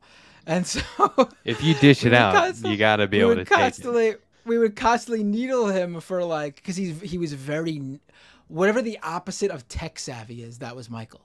He was not good with technology, but it wasn't even like taking a stand or anything. He was just not good with tech. And so we would always, like his job was to put the podcast up after, because I was busy with the videos. So his job was to get the podcast up. And so he would like almost every day constantly just like be like, ugh, and like muttering under his breath while doing it. And we would just be sitting there and just suddenly out of the blue, we'd just be like, oh my God, woe is me. Just like making fun of him for that reason. And then there was one time where he left the studio and it was getting really, like, he was there at work and he had to like go out for a phone call or something. Like he left temporarily, and it was like minutes before the show, and he's not coming back. And we were like, where the frick is this guy? Like jokingly, like, who does he think he is? Like, what are you? But like also sort of like, are you kidding me? It's like 12 noon, the show is starting, and he hasn't come back yet. And so we locked the door on him. And a few minutes later, he did come back and he knocked on the door. And I don't know why, but we thought it'd be really funny to take a photo of him through the door, like the eye hole. Peephole? Yeah. The peephole. Take a photo of him standing outside because he was obviously upset that he was locked out. And then we quickly, and this is while the show is ostensibly supposed to be starting, and then quickly take that photo and make that photo of him like all upset waiting at the door. We quickly put it on his work computer and made it the desktop image. Man. And then we started the show, or we were like, Wow. we pretended we started the show, but unlocked the door and just like really quickly was like, come in, it's open. So he had to rush back in, sit down. The show was starting. He had to like, you know, move the mouse around so the screensaver would come off. And the first thing he saw was the peephole photo of him all upset standing outside the locked door. That was one moment that sticks out. Like little things like that stick out. Like the more personal stuff stick out. But when it comes to like jokes made about the news and content, like it was just nonstop. Like I can't even think of one off the top of my head. Was he a good A lot of sport it's about on that? the air. A lot of it's on the air. I mean, of Well, course. yeah, there's I the want to moments- ask, like, Yeah. what episode was that? You know, I want to go back. Oh, I don't even remember what episode that was. I mean, the in terms of like memories during this show, I mean, we were literally on the floor during the Walter Block debates. I mean, I don't know if people remember those. The libertarian professor at like Loyola or whatever, the famous like, hey, I'm talking now. Yeah. And Sam, have you ever played chess? Have you ever heard of chess, Sam? I mean, we were freaking on the floor, cracking up.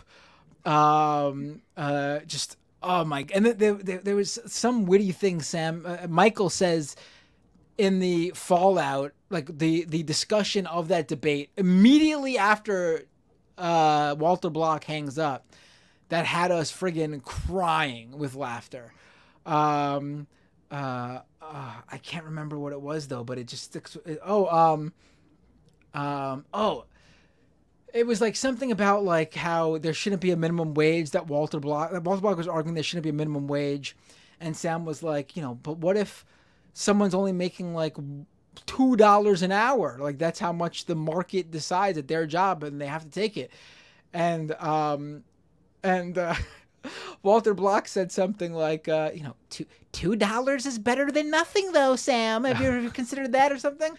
Wow. And then we're talking about the afterwards, and Michael just, I can't remember the context, but Michael throws that same thing out like a perfect callback about how like, but you know, one is better than nothing, Sam. And it just, the timing, you have to go back and like, I can't do it justice here, but it was just like, that whole episode we're on the floor laughing. Everyone's got to go check it out. It's probably one of the greatest episodes of the show in its history. Yeah, I wonder why Sam doesn't do more greatest hits or something like that. Or I don't know. I mean, there's a lot of news and interviews to do for sure. I get it. But like compilations, I don't know. Well, fans do those. Those are out there. Fans do lots of compilations. Well, Right. you were I mean, lucky to have that seat, that front row seat. Right. I mean, in the chat, as people going crazy remembering it, and then people were asking about. I mean, listen, everyone, whether you've seen it, I've gone back to that episode and experienced it again. Like my body takes me back to that moment in the studio. But I mean, like it's a thing, and it's still completely relevant because libertarians have not changed. This is still what this guy, these libertarians think. I mean, one thing he was arguing. Now, Sam's debated him a few times, so I can't remember if this particular one was the joke I'm talking about. I just previously talked about is definitely from the first debate. That's a classic. But then I think this one comes from the second time they had a debate, where he actually argues from a libertarian perspective that it was okay for Europeans to claim ownership over the land here in the United States, in America, because the Native Americans were not using it properly. They were not using the land correctly. So it was okay, and it was legit for the Europeans to come here and take it from them. That was the libertarian perspective, according to Walter Block. It's just like a hot take. It's not even like, it's not concrete whatsoever. It's just ridiculous. It was something about putting corn in the ground. Yeah, I think it was something like Yeah, that. they put corn Yeah. in the ground, and since they're using it to farm, it's something productive, therefore they get to keep it. And it's like, well, Yeah, I it can was make lots of something. things productive, but I don't get to keep them. Right. And he also, another thing, I think this is from the first time, maybe the second time they spoke, but another argument he made was there should be no like federal courts. There should be no like court system. Any disputes between individuals or companies or whatever should be taken to arbitration. And that's the method in which, and like obviously someone would have to hire the judge. And it was brought up, but like wouldn't that like skew the arbitrator's like perspective? And it was just like, well, that's just how it is. You got to hire a proper judge. You have to, that's just how things work. It was completely, it's the viewpoint of libertarians is just like corporate feudal lords. That's really all they want. Yeah, talking about entertaining though. I can't believe that guy went back like for more, because obviously it wasn't working for him. But I respect it. I mean, I always respect people willing to engage. No doubt about it. I prefer those types over people who just spout their bullshit and never want to talk to anybody. I wish I had that level of confidence and egotistic, like the thought about myself. Like I thought so highly about myself. It's like, you know what? I nailed that first debate with Sam. I'm going to go back on and embarrass him some more. Like, I wish I could be like that. I have a question for him. I'm like gonna go ahead. No, go ahead. No, go ahead. Well, I was going to say I have a question for Sam that I'm deliberately going to preface with: this is not a debate. Right. I'm not that stupid. I definitely think these guys think they knock it out of the park. That's why they go back on. Like they're definitely not like, oh, I didn't do such a good job the first time. I'm gonna have to. But I've done my studies and I'm ready for round 2. Like they definitely think like, I just destroyed Sam Cedar the last time I went on, and he wants me back on. What is he, crazy? Like I bet they definitely think delusional. They definitely think it from that perspective, without a doubt. Wow. I mean, that's why Tim Pool doesn't want to talk to Sam again, because Tim Pool is not delusional in that way. Tim Pool is not delusional in that way. Tim Pool absolutely knows that Sam Cedar came out looking much better than him in their one and only debate, and that's why he's stuck by this whole Sam's disrespectful to everyone, and he doesn't. He tried to use me for clout, and he doesn't want to come debate me in person. That's why that's his go-to, because he's never gonna say what he knows to be true, and that's Sam made him look really bad in their debate. He made him look foolish. He just did. Anyone watching that, you don't have to agree with Sam to just come away with knowing Sam came across as the better debater, and Tim was flailing during that conversation. Yeah, he was really like taking a step down to get on Tim's level. You could tell that he was just like, okay, I'll do your debate. This is not going to get me anywhere, but I'll do it for you, right? And I think that I wonder if these guys will ever realize, people like Tim Pool, will they realize that they are looking worse by not debating him than if they would actually just debate him in good faith? And hey, you're going to win some points. He's going to win some points. It'll be fine. It's not about being the champion of all the debate and like, I wrecked Sam Cedar. It's not about that, right? It's about engaging, like in the first place. It's about having the debate. And I think as long as they avoid it and keep making up these stupid reasons why, I think that really they have lost. I think they look stupid. Do you think they'll ever come to that conclusion? No. Probably not. No, they're fine without the debate, right? They don't need it. Yeah, I mean, they make a lot of money. They make a lot more money than progressive or leftist media does. I mean, well, there's just way more money on that side of the table. All we need to do is wait for one of them to have enough brains to be like, you know what, I'm just going to see what it's like. I'm just going to challenge him, but they have to be like a certain level of intellect in order to be able to pull that off. So, yeah, it's not going to happen. Yeah. Somebody in the chat, Schmegley, says Sam doesn't like losing debates either. Is that true? Matt, have you ever seen Sam come away like, I could have done better? Has Sam ever lost a debate? I don't know. Good Someone, question. someone show me a debate that Sam lost. I've never seen one.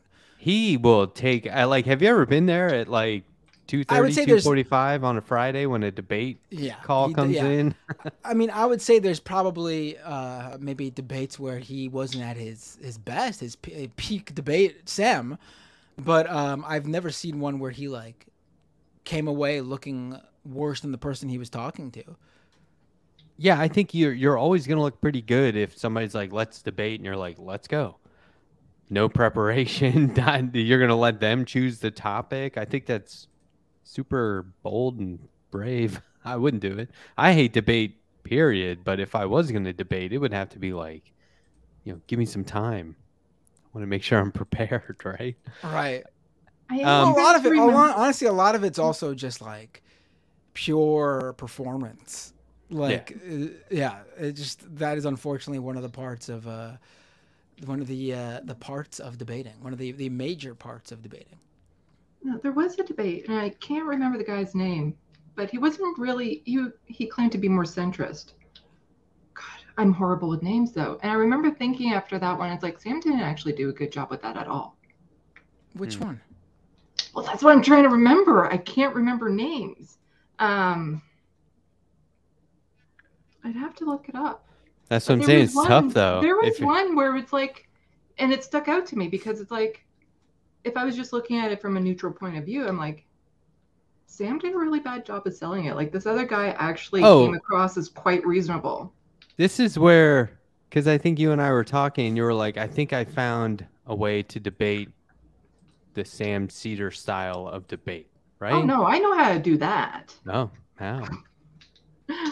Because when I was interested in getting involved in politics, and I started debating, like doing some research on debate styles, and before I even knew who Sam Cedar was, I was like, kept on hearing, oh, these right wingers, they know how to debate. They're so good at debating. And so I was watching these right wingers. It's like, what the hell is people talking about? These guys can't debate worth shit. Yeah. It was just, if they didn't have their audiences with them, they would never, like, there was nothing intelligent coming out of their mouths. But then I came across the Charlie Kirk one with Sam. I'm like, okay, so that guy, he knows how to debate. And so then I went and watched like all the libertarian debates. And so I know way more about libertarianism than I ever wanted to. And I could And easily still play a somehow character. know nothing about it, right? So I could easily play a character. But the thing is that I would have the advantage of Oh. I don't believe it. Oh, It I is see. just a character. Yeah. So I could actually say what a lot of these libertarians don't want to say, Well, but believe. this is what they say makes for a good debater is you could argue the other person's side better than they could. Whether you believe that stuff or not, you can take up their argument and just present it better. Right. Right. It's always good to know exactly where they're coming from and how they view their position. Because obviously you could deconstruct it. You can also prepare exactly, knowing exactly how they're gonna address whatever point you make. I mean, it's pretty clear when you're talking with a libertarian, for example, that they're gonna bring up a slew of talking points because they all bring up the same thing. The trick is I also know there's a couple, like if you're not being a good faith debater with Sam, there's a couple weaknesses you can exploit. You're going to keep those to yourself? Well, I keep on, way back when I made this little joke video about Libertarians Debating 101, trying to teach libertarians how to debate better so that we could watch them debate Sam. Oh, yeah. And in it, I posed the question to the libertarians that if they pay me, I will tell them how to do it. Oh, do you But get any? no. No. Well, it would require libertarians actually watching my channel, but I think left of the box kind of gives away the game. Yeah, people know exactly what that is. But there are two that if you're not being the most sincere, like there are some weaknesses you can exploit in Sam. Okay. I'll tell you off camera. Oh, looking forward to it. And then people can why pay me for that. Why don't you drop one now as an example? I'm interested. Can you tell us what it's in regard to? Like what in terms of his style or Well, Because he does try and get people to go down a certain. It's kind of lawyerly the way there's he one does it, that right? people have seen, and that is a legit bait and switch. Oh, right. So Sam Avoid the likes to bait and debate. switch. Yeah, he likes to debate. So he tends to look forward to it. But then like the Brianna Joy Gray when he went on there. It is different when he's on his own show, though, because he can, you know, Yeah. he has a responsibility to the show and his employees and co-hosts But and the yeah, viewers. it's basically if he goes into it thinking it's going to be a good faith debate on certain subjects and then they totally flip it on him, it's not so much that he will lose, but he'll get mad. And he won't be able to keep it together quite as well, and he'll be very frustrated. Oh. And then you can kind of poke at him through that. Like I said, it's not the nicest thing to do, but yeah, you can find his weak spot. Effective. Before we wrap up, this is awesome, by the way. I'm having a great time. Like, you guys are both sensational guests. This is very rewarding for me to be hanging out with you, so thanks. Something. I do want to push back on something. Oh, okay. Go ahead. Earlier. No, because we're not done, but go ahead. The Dave Rubin thing. Yeah. I would love to say that the Majority Report had any influence over it, but no. I covered a lot of Dave Rubin when I was working at Rebel HQ because, you know, me being queer and him being queer kind of rubbed me the wrong way. But you don't think Rubin is sitting there hate watching Majority every day just to see if they mention him? I think he's too preoccupied with trying to salvage what he has left. Do you think he hurts himself, or do you think somebody else? No, he really? Absolutely. I mean, he does. You're right. But yeah, he can't do both. He can't continue to be a gay family man and be a right-wing grifter. Like, they would tolerate it for a point, but now with the surrogate kids and all this sort of stuff, because now it's going to be in the issues of like, you know, well, he's going to be a groomer as soon as the kids get old enough to realize, you know, they have two dads. That's like, their logic. He did it to himself, you know, by basically, you know, it's like, oh, the leopards eat your face. And it's like, well, you also slathered it in like bacon fat. Like, it's just, you did it to yourself. You totally did it to himself. One thing we have to keep telling people, because I see people in the chat say, my sister loves Dave Rubin. That's out there. One thing we have to keep telling people, because I know people who are like, oh yeah, Ben Shapiro, I see him all the time. He's great. And I'm like, okay, look, this is what you have to know. These people did not earn their popularity. They did not earn this position they have online. It's paid for. They've bought it, right? They've paid for this slot. They've paid to be in front of you.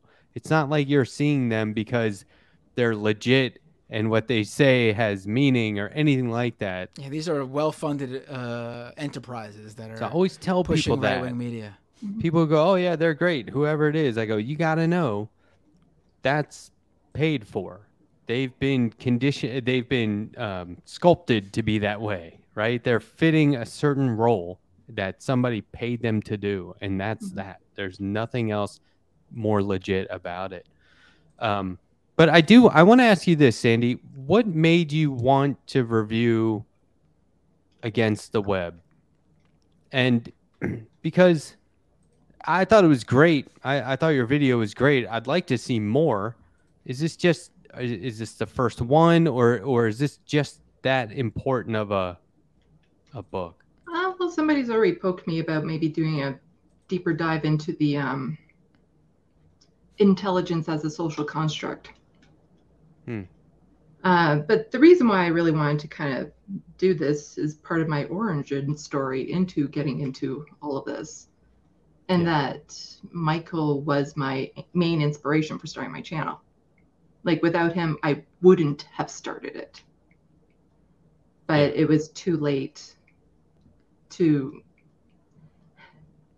the actual steps and processes. Like, the thought was there and sparked in my head, but then he passed away. And so I never had any close chance to thank him for what he did. Because, like, after my run trying to get involved with politics and what that did to me, And I was just destroyed. Like my idea of like, I'm going to go out there and I'm going to help make the world a better place and all this sort of stuff. And it's like, yeah, I know politics can be this and that and the other thing, but what happened in that particular instance ripped like the foundation of my belief in the universe. There was stuff that happened in there that was just broke me in a way I didn't think was possible. And I didn't know what I was going to do with life. I hated my life. The things in me, like there was a part of was just ripped out of me for that. And then it was Michael who just kind of broke through that noise and just made me ask the simple question to myself, why am I still here? And I do mean that in the legit physical, why haven't I killed myself yet? Because I have a history of it. I've had attempts. So what am I still doing here? Yeah, I always say it's not that I don't want to live, it's that I don't want to live like this, right? No, and then you that start wasn't even looking it. for, oh, really? No. Deeper than that. But he helped you pull out of that and inspired you, and so that's why you went for. I want to try to honor him, his memory, his lessons, because like really was the question to that answer was, why am I still here? And it's because despite how much I hate my life, I really like who I am.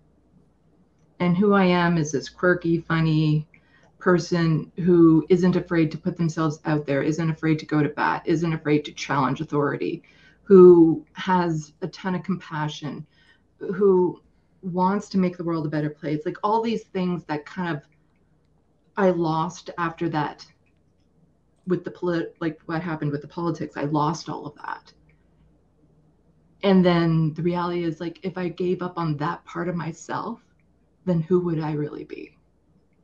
Like, would I even be anyone I even recognize anymore? And so then it was like, well, okay, so this part of me just got reignited. Well, what am I going to do? Like, I tried politics, it failed. And it's like, why not do the same thing as Michael? And that's when Left of the Box started. Yeah, I like you a lot, Sandy. I'm glad you're here. I'm glad you're with us. Well, I like you same. because you have a part of my story too, helping me rediscover my art. Yeah, see, I told everyone. There you go. Look at that. I always say for my birthday, now everyone else draws Sam Cedar, right? And Sandy hadn't been drawing at all, and then she picked up the challenge there and actually did like some of the best art I've seen, like some of the best pencil art you'll see.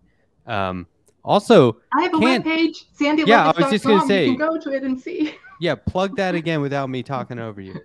sandylovitz.com.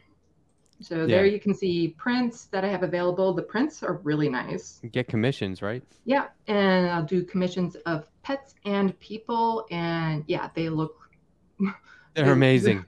They look like the person. They look It's like the amazing. Pet. It's amazing, and your videos on that process are really cool too. I appreciate that.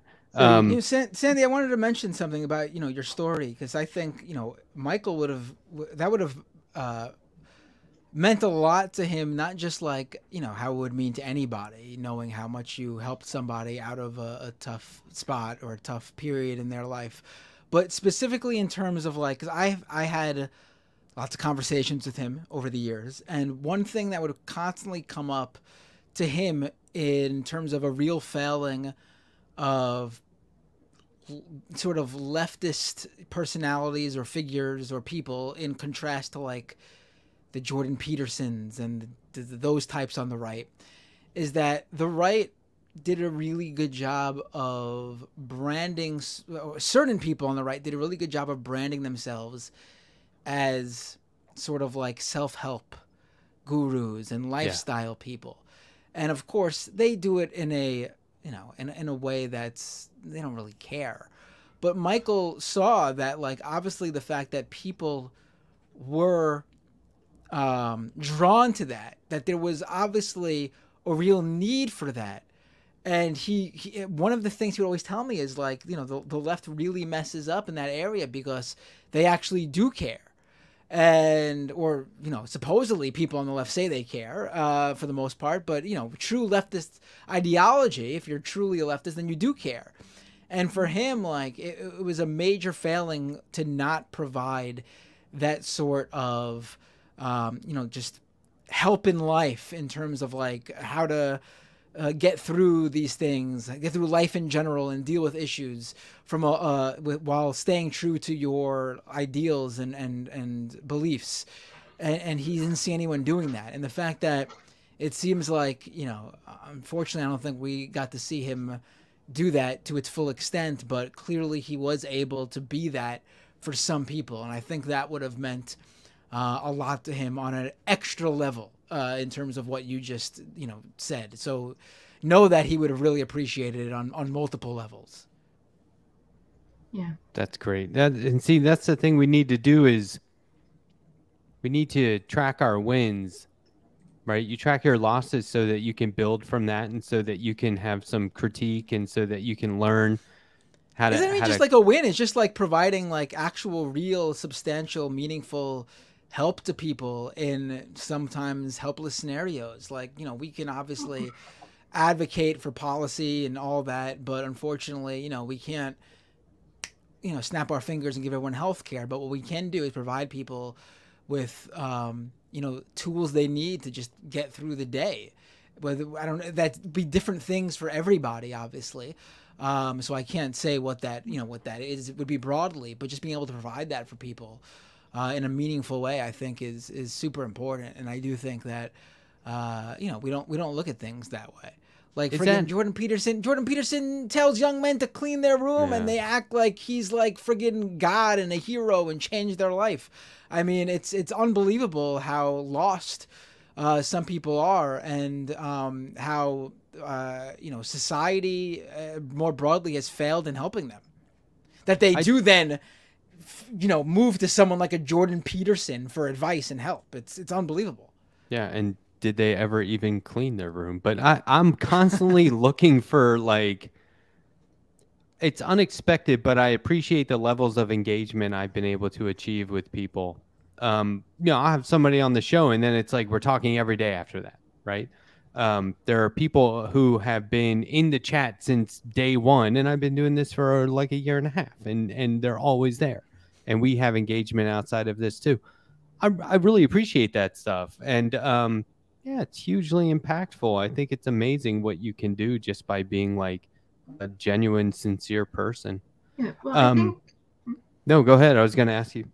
I think a lot of the reason why the right appeals so much to a lot of people who are hurting and broken is they tell them the problem isn't within them, that it's these other sources causing it, which is much easier to kind of grasp and deal with. They don't want to look internally at the issues that are, it's a lot of internalized pain that they're going through. A lot of hurt. Like, I've changed so much over my life during different periods.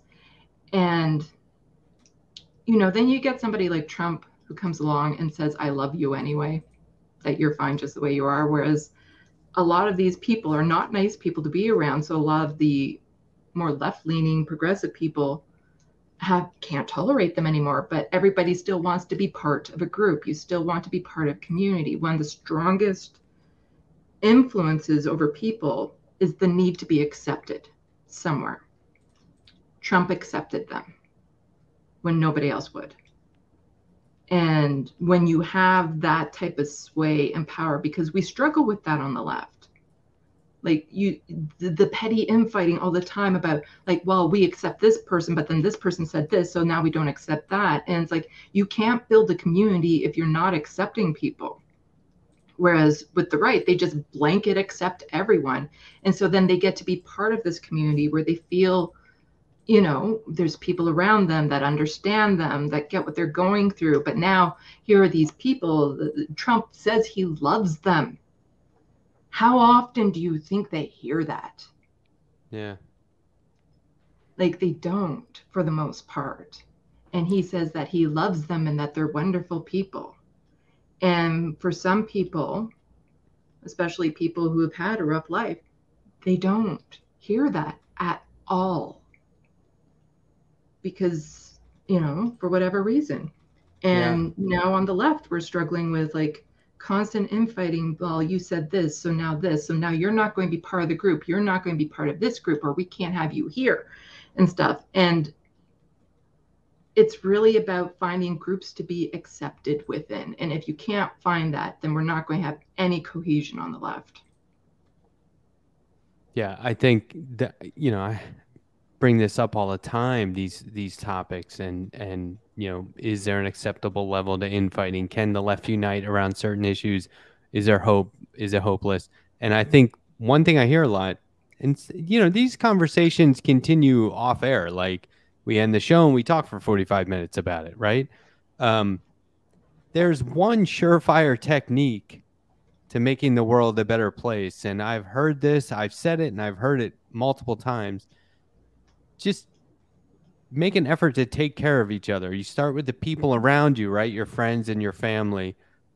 Maybe it's just being kind to somebody on the street randomly. These small acts of kindness, or just reaching out to people randomly to say, I haven't heard from you in a while. How's it going, right?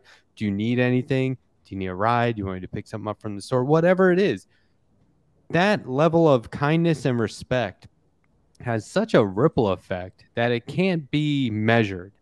And it shouldn't be overlooked. And so it's like, I always say part of the answer is figuring out what the answer is, right? Like, you have to actively try to figure it out, and you need to talk about it and have these discussions. But in the meantime, you can take care of people. And I'm reminded of how Michael Brooks would say, I might not like everybody, but I try to love everyone, right?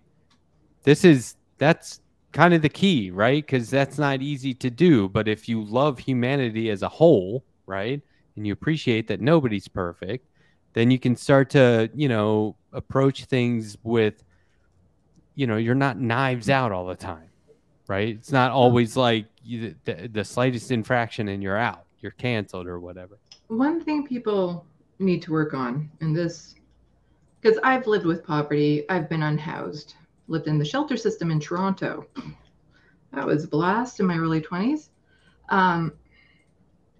A lot of people think they have empathy, but they really need to start working on radical empathy.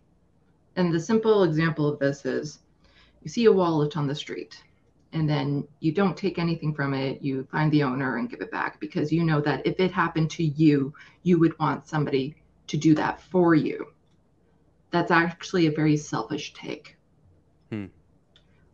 Instead, when I found a wallet, my thoughts are, what if this is his last $60 for the month?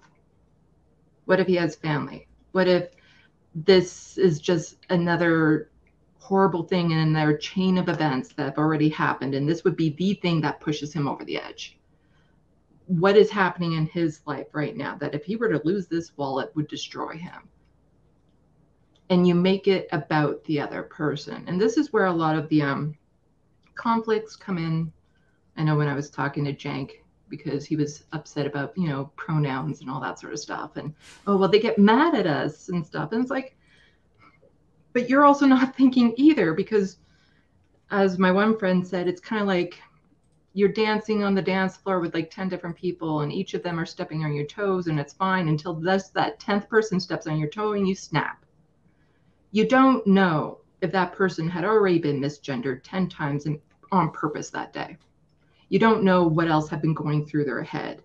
So when somebody snaps, sorry, I'm starting to talk too much. This goes into my spilt milk analogy. It's not about the spilt milk. You're out to dinner with somebody spills the milk, and then they completely flip out, and you're looking at them. It's like, it's just a glass of milk. What's the big deal? I don't get it. But the thing is it had nothing to do with the actual milk. It had to do with everything else that was happening in their life up to that moment, just this constant drain, everything going wrong. And then all of a sudden, they just want to sit down and enjoy a freaking glass of milk. And then this happened, and boom, they explode. So it really had nothing to do with the milk. It had to do with everything else. That expression, no sense in crying over spilt milk, is just another way of saying, I don't know what's going on with you, but I don't care. Like, let's move on from whatever is going on with you. Yeah. So on the outside, when you see a lot of these blow-ups and stuff happening, to me, it's the whole thing. It's not about the spilt milk. Like, you don't know all the other underlying things. Like, I know it's common when a misogynistic comment is made towards a woman, like nails on a chalkboard. Doug Ford said that about Doug Ford, the Premier of Ontario, said that about the opposition leader, Andrea Horwath, at the time. And then a lot of women freaked out over that. And it's like, oh, it's just a phrase. Like, get over it. You women are so sensitive and stuff. And it's like, no, it's not just about that phrase. It's about his pattern of behavior. And this is just the latest incident within it. And people are just starting to get fed up. And the more fed up they get, the shorter their fuse gets. But looking on the outside, you're like, this is just a simple thing that they're overreacting to. But it's not that simple thing that they're overreacting to. It's the accumulation of everything else up to that point. And on the left, we miss that a lot when it comes to this. And we just see somebody freak out over this one little, like, oh, well, I just said this, and they're freaking out. And because there's not enough of the actual radical empathy going on, trying to understand, like, okay, so why did this particular thing freak them out? Like, yeah, it might be nothing, but why did it freak them out? I think people who, just kind of my take, is that people who speak truth to power for a living, ironically, you'll get popular enough that at some point you're the power that needs truth spoken to. And if you miss that, it's a big mistake, right? If you're like, me, right? It's like, it's kind of like, I had a right-wing neighbor, and I was always like, hey, you got a lot of white privilege. And he was always like, I'm the bad guy, right? He didn't get it. And I was like, nah, you just got to realize it and let the healing begin, so to speak, right? But like, you do get to a point where it's like, hey, buddy, now you're the power that we're all going to speak truth to. And if you don't allow that to happen, then you speaking truth to power to people is pretty meaningless. Like, it's not a thing anymore. So I think that happens a lot. And I want people to realize, oops, I have earmuffs on. I should be listening, not talking all the time, right? Like, stop speaking truth to power and listen to the truth. But anyway, this has been fantastic. This is a great discussion. We talked about things that, I didn't count on, but I'm really glad that we did. I think it's valuable. Thank you both for being here. Everyone's got to go check out Sandy's video review of Against the Web by Michael Brooks, as read by Sam Cedar. I put a link in the chat at one point, but it's on Audible, Google Play. Just type in Against the Web audiobook. You'll find it. Sandy, I'm sure you linked to it, right, in your video.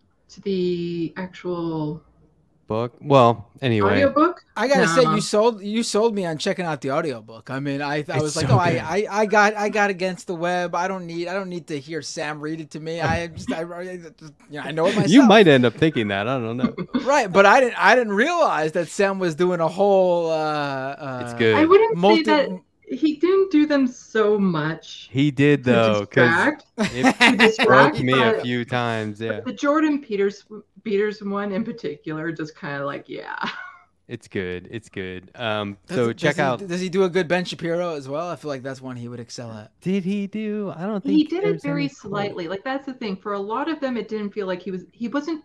I think he wasn't trying to detract from the actual messages within the book by doing over the top characters. So there were slight variations. But you can see. Boys. But with the Jordan Peterson in particular, I think he just kind of went a little bit more liberal with that impression. Just imagine you're listening to this and you don't know what Jordan Peterson sounds like, and he goes into that voice.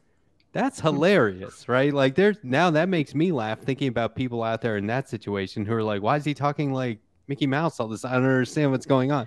I think that's really funny. But everyone, check out Left of the Box on YouTube all the time. Subscribe to that channel, but especially check out this video from earlier today. And then tomorrow, Matt Binder's on the Majority Report. It's a Emma Majority Report. Yeah, it's always fun on Thursdays. Yeah, it's a great day to tune in. So make sure you do that. And then Leftist Mafia later around 8:30 that night, right? With the whole crew. That's going to be good. So check that out. And also check out all of Matt's links in the description of this podcast. And then I'll go back and put Sandy's link in there to her video as well.